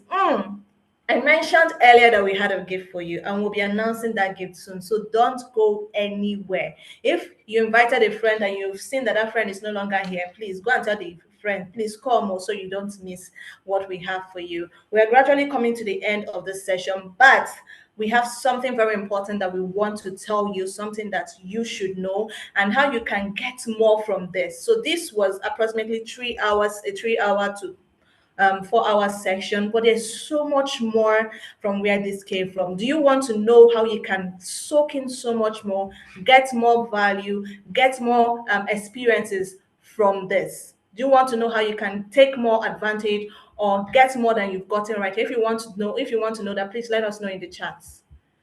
If you feel this has been valuable and if this is where you're permitted to be very greedy, you want more. This is where you're permitted to be a liver twist, you want more. Let me know in the chat. Let me know in the chat. If not, we can just go. There's no problem. We can go. Okay, I can see yes, yes, yes. Amazing. Now, just before I tell you what that is, we are introducing something simply called Reset There. Reset There. You've learned so much for the past few hours, but it will be a disservice to you to learn, close your laptop, and go and keep living life the same way you've been living life. That means we've all wasted our time here, and that's not what's going to happen. So I will be daring you on behalf of the organizers. I'm daring you to this coming week, I think that's the first week of March, do one thing that you've always wanted to do. Make one bold move you've always wanted to make in your career. Maybe as a result of this session, you'll be reminded, you'll be instead. Do it this week and tell us about it. How will you tell us about it? When you do it, if you can take a picture of it, post about it on your social media handles, or you post on your stories, and we will repost. Tell us about it this coming week. Whatever that bold move is, whatever that action step is, do it this week. And for the top 3 stories, we might just have something in it for you. We might just, right? But one thing is sure, that as many as we see, we are going to repost on our stories, and we're possibly also going to post on our feed. And when posting it, please use reset by 9to5chick. You can also use the hashtag reset there, right? And make sure you tag us at 9to5chick. Do you understand? Are you going to do that? Are you going to do that? Are you going to do that? Yes, yes, yes. So make one bold move, bold move, bold moves, bold moves. Yes, yes, yes, yes. I love the energy. Yes, yes, yes, yes, yes. Amazing. Sorry, don't mind me. I'm just very excited. All right. So, ladies, to what I have told you that we have kept at the end, we've kept the best for you for last. And that is how you can take more, soak in more, take advantage of what we're doing, because there's a lot more from where this came from. And to tell you about this is the perfect person. You've seen her face a couple of times. You have heard from her, you've heard her insights, and she's the reason we are all gathered here today. She is the founder of 9to5CHICK, which is a convener of Reset Summit. Ladies and ladies, please can we put our virtual hands together? So welcome back on the virtual stage, our very own Dr. Glory Edozie. Please can we put our hands together? Let's put our hands together. Thank you, thank you, thank you, thank you. Hi, Dr. Glory. Blessing is so excitable. Blessing is so excitable. First of all, I want to thank you so much to everybody that has stayed back. I have something really important for everybody that has stayed back. But I want to say thank you especially to our mentors. I see Sarah still here, Ify, Duyom, everybody that was a mentor. I'm really, really grateful. The feedback we've been receiving from the mentor sessions has been amazing. So thank you so much. Now, I know that we've been having great conversations. 3 hours is not really enough to dig in deep, to ask. I'm sure a lot of people had questions that they wanted to ask their mentor. A lot of people have questions about careers. Okay, what do I do? You know, how do I make all of this practical for myself? So I want to just tell you, first of all, that this is not the end of the conversation. I'm going to start sharing my screen. So the first thing, I have good news. The first news is that this is not the end of the conversation. Can everybody see my screen? If you can see my screen, just type yes in the chat so I can see. Can everyone see my screen? Just type yes in the chat. Just tell me. So the great news, I come bearing good news. So the first thing is, okay, somebody said yes. Okay, yes, everyone can see my screen. So the first thing is that, you know, this is not the end of the conversation. We actually have a YouTube show that is coming out, and it's actually titled The Reset. And all these conversations we've been having here, visibility without the cringe, ambition without burnout, imposter syndrome, how do I build a brand? All the questions as young career women that we are asking ourselves, we are having a conversation around it with experts in the room, right? So the trailer for the show will be dropping on the 12th of March, and we will be releasing the show with a virtual watch party that all of you are invited for. So please don't leave your WhatsApp groups yet. Don't leave the chat yet. We still have so much more in store for you, because it's not just about doing the Reset conference. This is a conversation we want to keep sustaining. So I'm going to just play a small snippet of the show so that you can see what you can expect. Who would like to see a small snippet of the show? Just tell me in the chat. Would you like to see a small snippet of the show? Okay, let me see. You want to see? Okay, let me show you.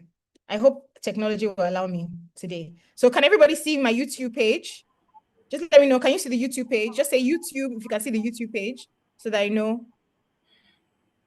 Yes, you can see YouTube. Fantastic. Okay, so let me play. What's one behavior that women must drop if they want to rise fast? Silence. Hey, there's no reward for silence in the workplace. My work will speak for itself. I feel it's a dangerous phrase because your work actually doesn't have a mouth. What has a mouth? If you have one CV, you're not doing it.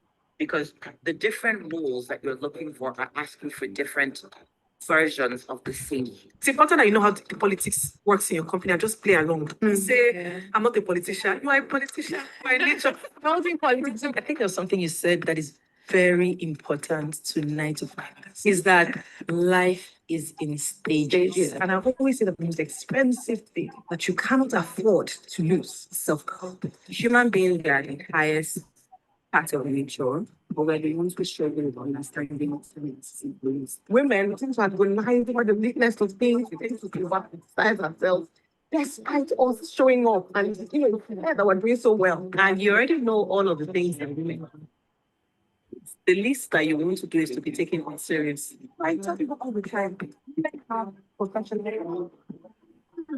Yeah. Why do you think that talking about what you've done based on your expectations is musical resilient?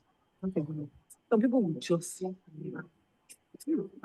Hello, 9 to 5 chicks. Welcome to the Reset Show, the show where 9 to 5 chicks come to laugh, to learn, and to relearn.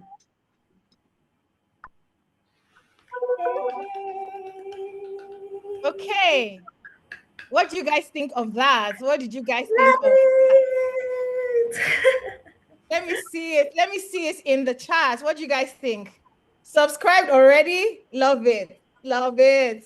So yes, this is just a small snippet. So you can see what we have. Like I told you, ladies, we are ready for you this year. We are ready for you. We're not just doing Reset Conference and we say bye-bye. We are building a whole ecosystem that is for you. A whole ecosystem. So tell me, what are some of the things in the trailer that you saw that caught your attention?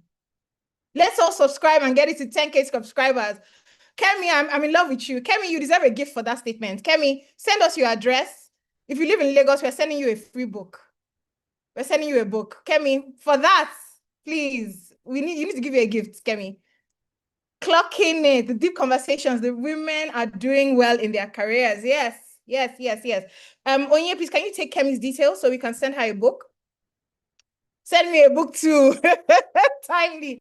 What other words? What other things stuck out to you? Subscribe. Love that. Your work will speak for itself. It's a myth. Your silence. Be a politician. Love it. The women are fire. Honestly, we have 10 amazing episodes and we can't wait for you to watch them. 10 amazing episodes with 20 amazing women and incredible hosts. We can't wait for you to watch it. So please don't leave your WhatsApp groups because we are going to be dropping the full trailer very soon, and we're going to have a digital watch party. All of us are going to come together and watch the video together. So yes, we are building a community of 9 to 5 chicks, women who are ready to enter their careers, to build stellar careers without burnouts, right? Amazing. There's no reward for silence. It hit deep. Fantastic. Now, but I also have more in store. So let me share. And I promise I'm only going to take 5 more minutes of your time. I know today is Saturday and we have a lot of things we want to do. So I'm only going to take 5 more minutes of your time. So we've talked about this. I'm just going to move on the next gen because of time. I want to talk about the 9 to 5 chick community. So can everybody see my screen? Just type yes for me in the chat if you can see my screen. Just type yes for me in the chat. Can you see my screen? Yes, love it. So our goal here is not just to have this conversation and then we all go back to our normal lives. Like Blessing said, we close our laptops and then the same issues that brought us here, the same issues of how do I build visibility? How do I get a sponsor? How do I get a mentor? All these questions, we still have issues with them. So now what we are doing is we are building a premium community where you see these mentors that we brought, you have access to mentors, either one-on-one or through group mentorship sessions. You want to think about, okay, how do I speak up at work? We have a template for that. We teach you how to do that. How do I set up a meeting? How do I make sure that my boss sees my work? We give you individualized feedback based on the community you are in. And then you can find out from other career women what other issues they are going through. How do I negotiate? Okay, I'm about to go in for a negotiation meeting. What should I do? You have a community of peers, but also experts that are directly invested in seeing you succeed in your career. Now, isn't that something you would want? So type in the chat, is that something you would want? a community, how to transition properly. Okay, I'm breaking. I hope everybody can still hear me. Yes. I have a lot of tabs, I know. I have a lot of tabs. I have a lot of tabs. Yes, have a community where, when you have a question, you can ask.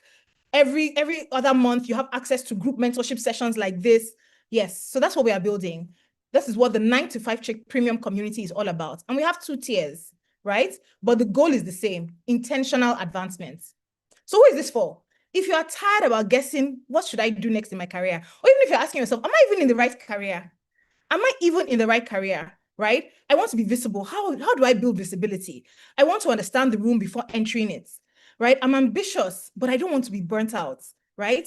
I have 5 years in my career, but how do I do the next 5 without repeating all of these mistakes? We have something called the starter circle. So you have 0 to 5 years of experience, right? But you want to start positioning yourself in your career so you don't make mistakes. You want to build workplace confidence. You want to be confident in what you are doing. You want to understand how do I start to build this visibility and executive presence and be articulate early in my career, right? I want to connect with peers and potential mentors. Does this sound like you? Does it sound like you? Just type yes in the chat if it sounds like you. Yes, a community that will hold my hand and walk the walk. Who said that? A community that will hold my hand and walk the walk. Who said it? Who said yes? Uchechi Edith. Please, Onye, contact Uchechi Edith. She's getting a free book. Uchechi Edith, she's getting a free book. Fantastic. Exactly. That's what we are talking about here. Right. So that's the starter circle. I love it. So if you're part of the starter circle, these are the benefits you get.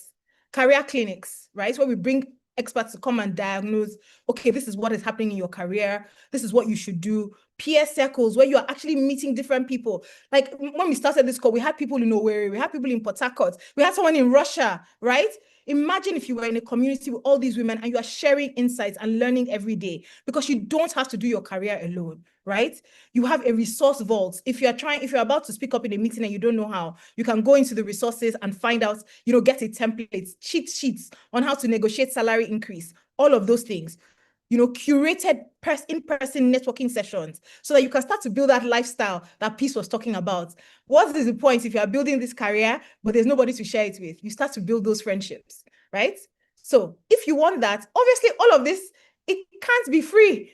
There's a payment, but we are going to make it something that is simple and affordable for you, right? So right now, if you want to join our premium community for starters, right? The main offer is 200,000 Naira a year. But no, we don't want to start with that, right?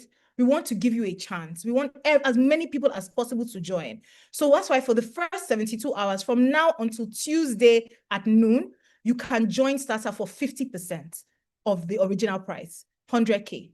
That's all we're saying, 100,000 Naira, right? You can join and become a Starter Chick and get all of those awesome benefits I earlier described.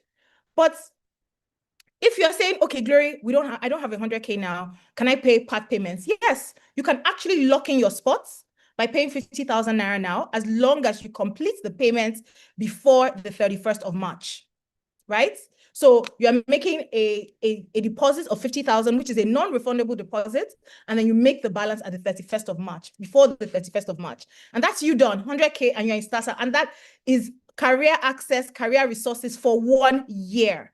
Guys, I don't know where else this is happening. I don't know where this is happening. So that's the first one. Obviously, all of these prices don't include VAT. So add 7.5 VAT. I'm in Nigeria. It's not my fault. 7.5, we have to give the government their own share. Okay, so that's the starter. Now, but if you say to me, Glory, actually, I'm a bit higher than that. I have more than 5 years of experience. And what I don't really want group sessions. I want a mentor. One-on-one with a mentor, someone that I can talk to every month. Yes, all of these things are great. I still want to, be with my peers. I still want career clinics, but I also want access one-on-one to a mentor that is going to handhold me for a year. Then you are in advanced. And what is advanced? Advanced is for people who want to enter mid-level management. So you've already started your career, you're already growing, but now it's time for you to enter mid-level management. It's time for you, and you're thinking, okay, I don't know how to do that. And there are a lot of questions today about how do I signal I'm ready for promotion? You need a mentor that's going to help you with that. You need targeted sessions that will take you from point A to point B. And that's what advanced is all about. Or maybe you're already in mid-level management and you are struggling. You're saying to yourself, oh my God, I wanted this promotion, but who sends me?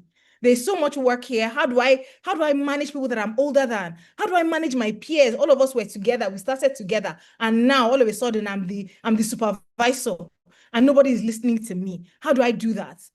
Then you should be in advance. Now, advanced, what do you get? Monthly mentorship rooms. So you have access to one-on-one mentorship pairing. Through our access, we are building a 100 mentor network, right? You want to talk about your promotion with your mentor, right? You want to have workplace confidence labs. So we'll gather, if you're in advance, every quarter we come and then you are practicing in front of all of us. How am I going to ask my boss for a promotion? How am I actually going to lead this meeting? How do I actually ask a question with confidence? That is advanced. You practice in front of everybody and we give you feedback. Can you imagine? So this is not where you're practicing in front of your mirror and your mirror is not talking back to you. This is you getting feedback from an expert in the room, someone who has walked the talk. And because of that, obviously you're having direct access to senior executives who potentially could also be in your sector. Does this sound like something that you would want? Let me even ask. There's a lot of chatter in the chats. This is so rich. Peace. Please, a gift for peace. A gift for peace. Please, can we reach out to Peace Olumide? A gift for her. We told you guys at the beginning we're going to give out gifts, right? So as I just see your chat, if whatever you say in the chat, if it hits me, I'm just like, okay, a gift for this person. Right.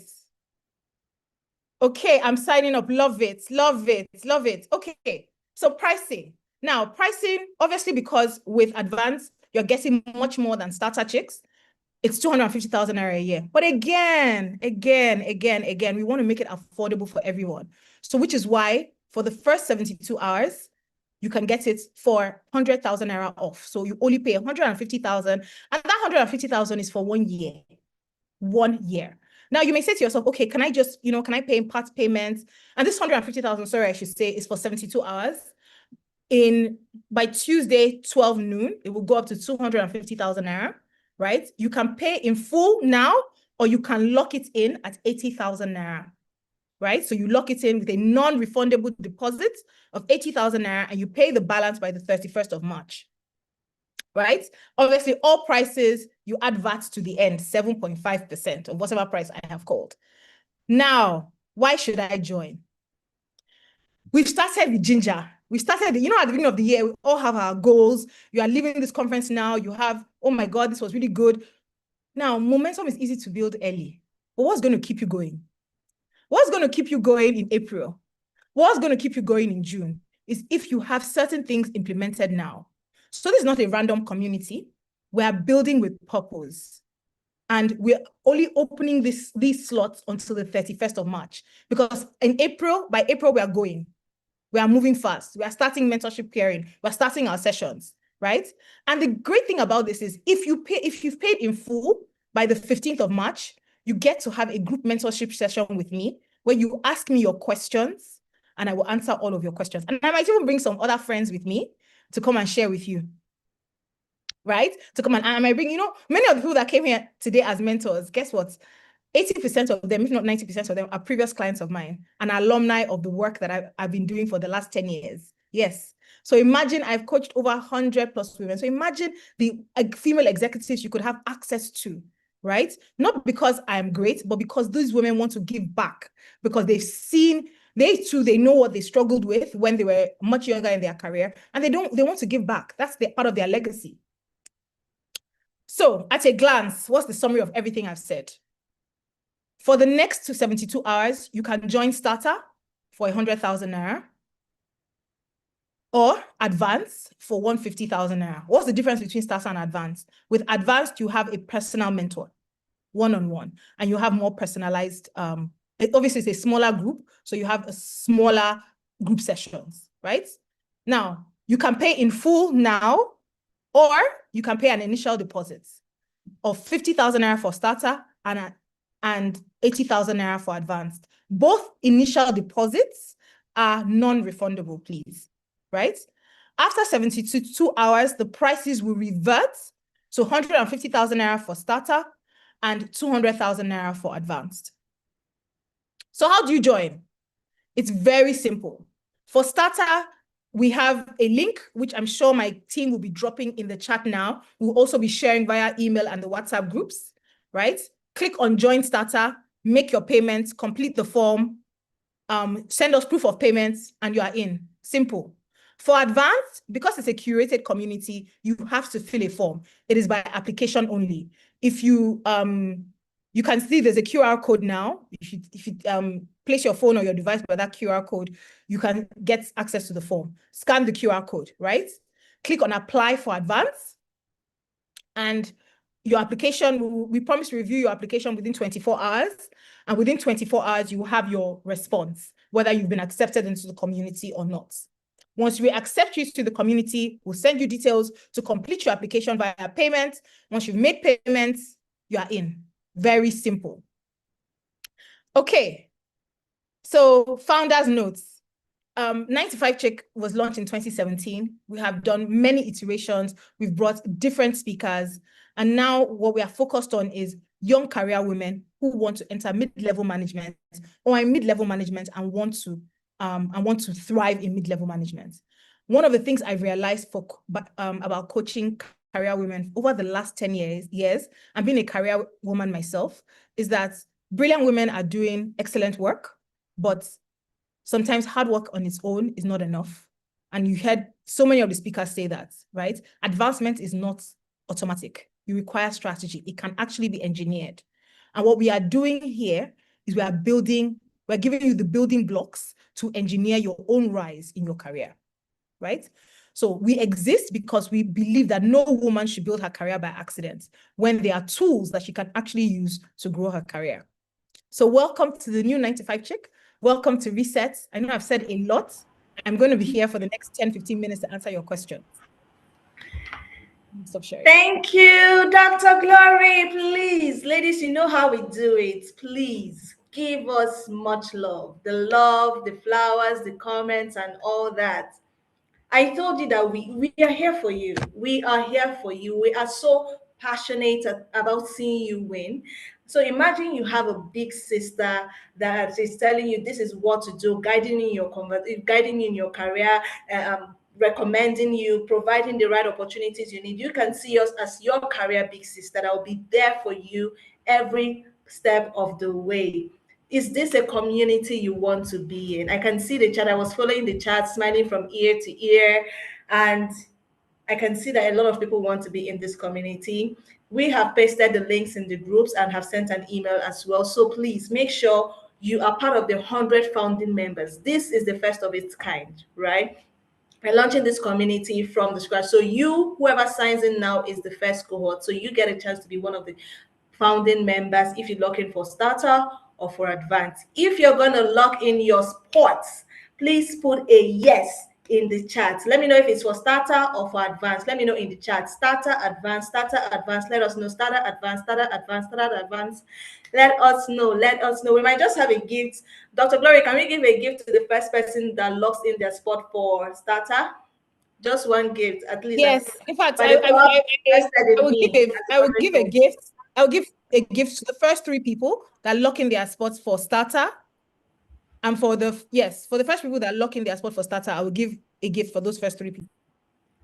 Guys, have you seen? I just advocated for you, so you can clap for me at this point. So the first 3 people that lock in their gifts, they're locking their spots for starters, you get a gift, and you can do that immediately. For advanced, when you apply and you've been approved, they say give us account number now. For advanced, you have to apply because we are creating that community intentionally, right? So you have to apply. Once you're accepted, within 24 hours, you can go ahead and pay. So for starter, the account number is on the page. Members of the team will be putting the details in the chat, and you can lock in your spot immediately.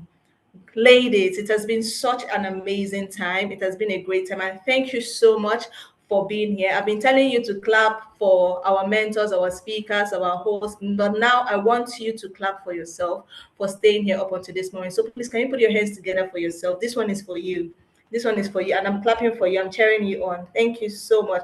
Oh, Rebecca just secured her spot, I believe. Rebecca just secured her spot. I believe she has won that book. Okay, one Rebecca to Izuchukwu.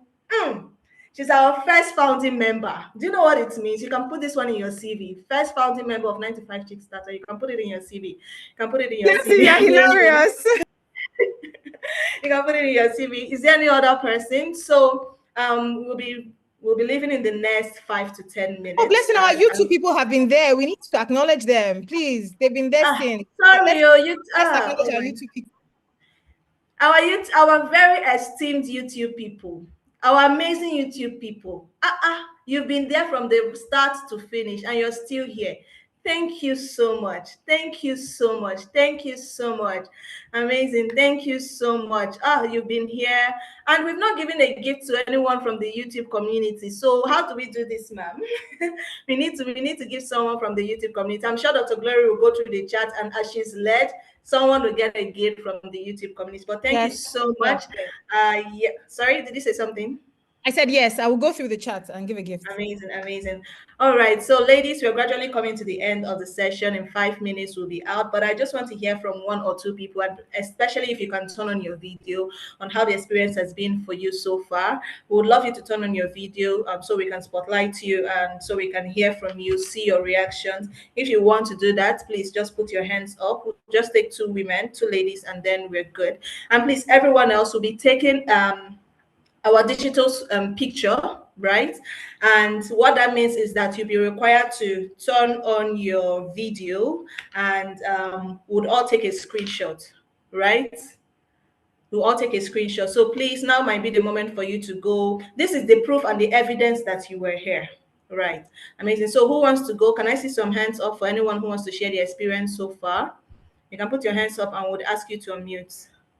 Anyone? Anyone? Anyone? Anyone? Where's all the energy from the comments? Unless I'm not seeing any, or maybe it's because of the video part. Okay, that's fine. That's fine. They can That's fine. unmute. They can raise up their hand. They want to say something then. Okay, you can just unmute and raise up your hand if you want to say something. No need for the video. So raise your hand up, raise your hand up, raise your hand up. Hi, Maria. Please go ahead. Let me ask you to unmute. Please go ahead. Someone is asking for Zambia payment. Maria, please go ahead. Thank you so much, 9to5Chicks, for this opportunity that you've given to every one of us. I'm sure I speak for every lady here when I say it has been an amazing section. Most especially seeing the YouTube trailer, I was like, goodness, these ladies are wonderful. And I actually want to be a part of this community. So thank you so much for the opportunity, for the section, for the speakers, for the host and everything. Thank you so much. It has been wonderful. Amazing, amazing. Thank you, Maria. Tommy, you can go ahead. All right, thank you so much. Thank you, 9to5Chick, for this very insightful and engaging initiative, right? I have a lot of take homes, and this is definitely a community I would want to leverage on as a young career woman. I learned a lot, like I said, and I would just like to touch on them briefly. So the need for us to take care of ourselves, prioritize ourselves was emphasized on. We need to also invest in human relationships, leverage people, have peers, have a community, just like this one. This is one great community I would want to be affiliated to. We should also invest in mentors. We should sell ourselves and sell our brand. As much as possible, where we find ourselves per time, we should try as much as possible to sell ourselves. And how do we do that? By contributing. We don't just get to a room and shrink ourselves. We should also develop healthy boundaries, have a strong work ethics, own your accomplishment, talk about it, celebrate your little wins. And also, when you're in a room as a woman, you shouldn't question why you're there in the first place. You should ask what you can do to add value. Leverage on the LinkedIn platform, amongst many other things. But this resonates with me, and I would say I am looking forward to learning more from here and networking with amazing minds. Thank you so much. And thank you so much, Tommy. Well articulated, shows that you were here from the start up until this end and you soaked in as much as possible. I'm really glad that you had an amazing time. Ladies, we have come to the end of our session today. But please remember, it doesn't end here. We've created and curated a community that takes you even further. If you think you got anything here, yes, you did, but there's times 100 of where that came from. And trust us to bring in the best to support you on your career journey every step of the way. Please remember our reset there. Make sure you make one bold move this week. It shouldn't pass this week. We might still have another gift for you. So make sure you make one bold move this week, an action plan from here, something you've always wanted to do, but for some reason haven't done it. So make sure you make that, and please post it on your social media. Use our hashtag reset by 9to5chick, reset there, and tag us at 9to5chick, and we'll be able to repost as well. If you're not following us, why aren't you following your career bestie and your career big sister? Please follow us 9to5chick across all social media platforms. And for the trailer is on our YouTube channel, and we'll share the link. We have shared the links on this different WhatsApp groups, so you can go there, watch the trailer, and anticipate for the launch of the Reset Show in March. All the details will be shared with you. We've also shared the link to register for the 9to5chick circle, either for starter or for advanced. The link has been shared to the group. So please make sure you go in, lock your spot. Remember that your lock-in spot just lasts for 72 hours, right? So whether you're for starter or for advanced, please lock in your spot. At least hold it. If you don't have all the money yet, lock it in. It stops at Tuesday, I think afternoon on Tuesday. So please make sure you lock in your spot before then. For the advanced, we'll make sure to review applications in record time so that you can lock in your spot as well if you qualify. I think that's all the information. We're also going to be sharing a feedback form. I'm sure a lot of us had an amazing time. So all those beautiful comments you've been leaving for us, please put it in the feedback form. Let us know how your experience was, what we can do better, and how we can serve you better, because we're really intentional about it. We have so much to give you, and all you have to do is to receive it and to collect it from us. Once again, thank you so much to everyone who participated, from our convener, Dr. Gloria Dozian. Thank you so much for putting this together. To the entire team at 9to5chick, Ruth, Ronke, Nonye, everybody, well done. Thank you so much for being here. Thank you so much for being here. And to our esteemed speakers and mentors, thank you. Thank you so much for doing this with us. And to you, our participants, our guests, if we came here just speakers and mentors and there were no participants, we wouldn't have hosted this, all right? But you came here, you showed up, and this is the fruit of everything. So thank you so much for being here. And now it's time for us to take our virtual screenshot if we can. That's the last thing we do, and we'll be done. So I don't know if we can turn on our video. Is it possible? Can we turn on our video, or we should leave that out? Because it'd be really good to have that. Can we turn on our video? Or for the people who can, let me change this to gallery view. For the people who can, please turn on your video. So this is the evidence, right? This is the evidence. If you indeed had an amazing time, this is the evidence that you did. So let's have a... Okay, please, can we have the multi-gallery view? I think you're the one that would adjust that, Blessing. Okay, let me try. Maybe stop your spotlights, and maybe it will help. Okay, I think it has been done. Please confirm from your end if it has. Yes, I see multi-gallery, but not everybody's video is on. Okay, I can see it now. I can see it now. Oh my, we have 15 people per. Oh my God, I wish we could do as much people as possible, but I think this is the maximum we can take. All right, so everybody, all you have to do is turn on your video and put a beautiful smile, and we'll take the screenshots. Turn on your video, put a beautiful smile, and at the count of 3, you smile until we take the screenshot and we're good. All right. Okay, so hang on. People are saying, wait. People are saying, please wait. I think let me just try, and maybe it's in the settings. Okay, we need to enable their videos, Dr. Yes, Glory. It's true. Just give me a minute. Technology.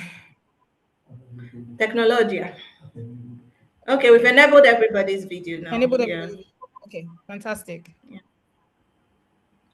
All right, so I'm just going to give 10 more women. seconds. I can feel everybody rubbing their hair back. Women. See the beautiful women that have been here with us. Everybody. Someone scream beauty. I think I can see a man here sometime. Okay. All right. So it's time for us to take. Are we all good? So I'm gonna count to 5, and then we take the screenshot. Please, a beautiful smile. Are we ready? 1, 2, ready, go. All right. Keep smiling.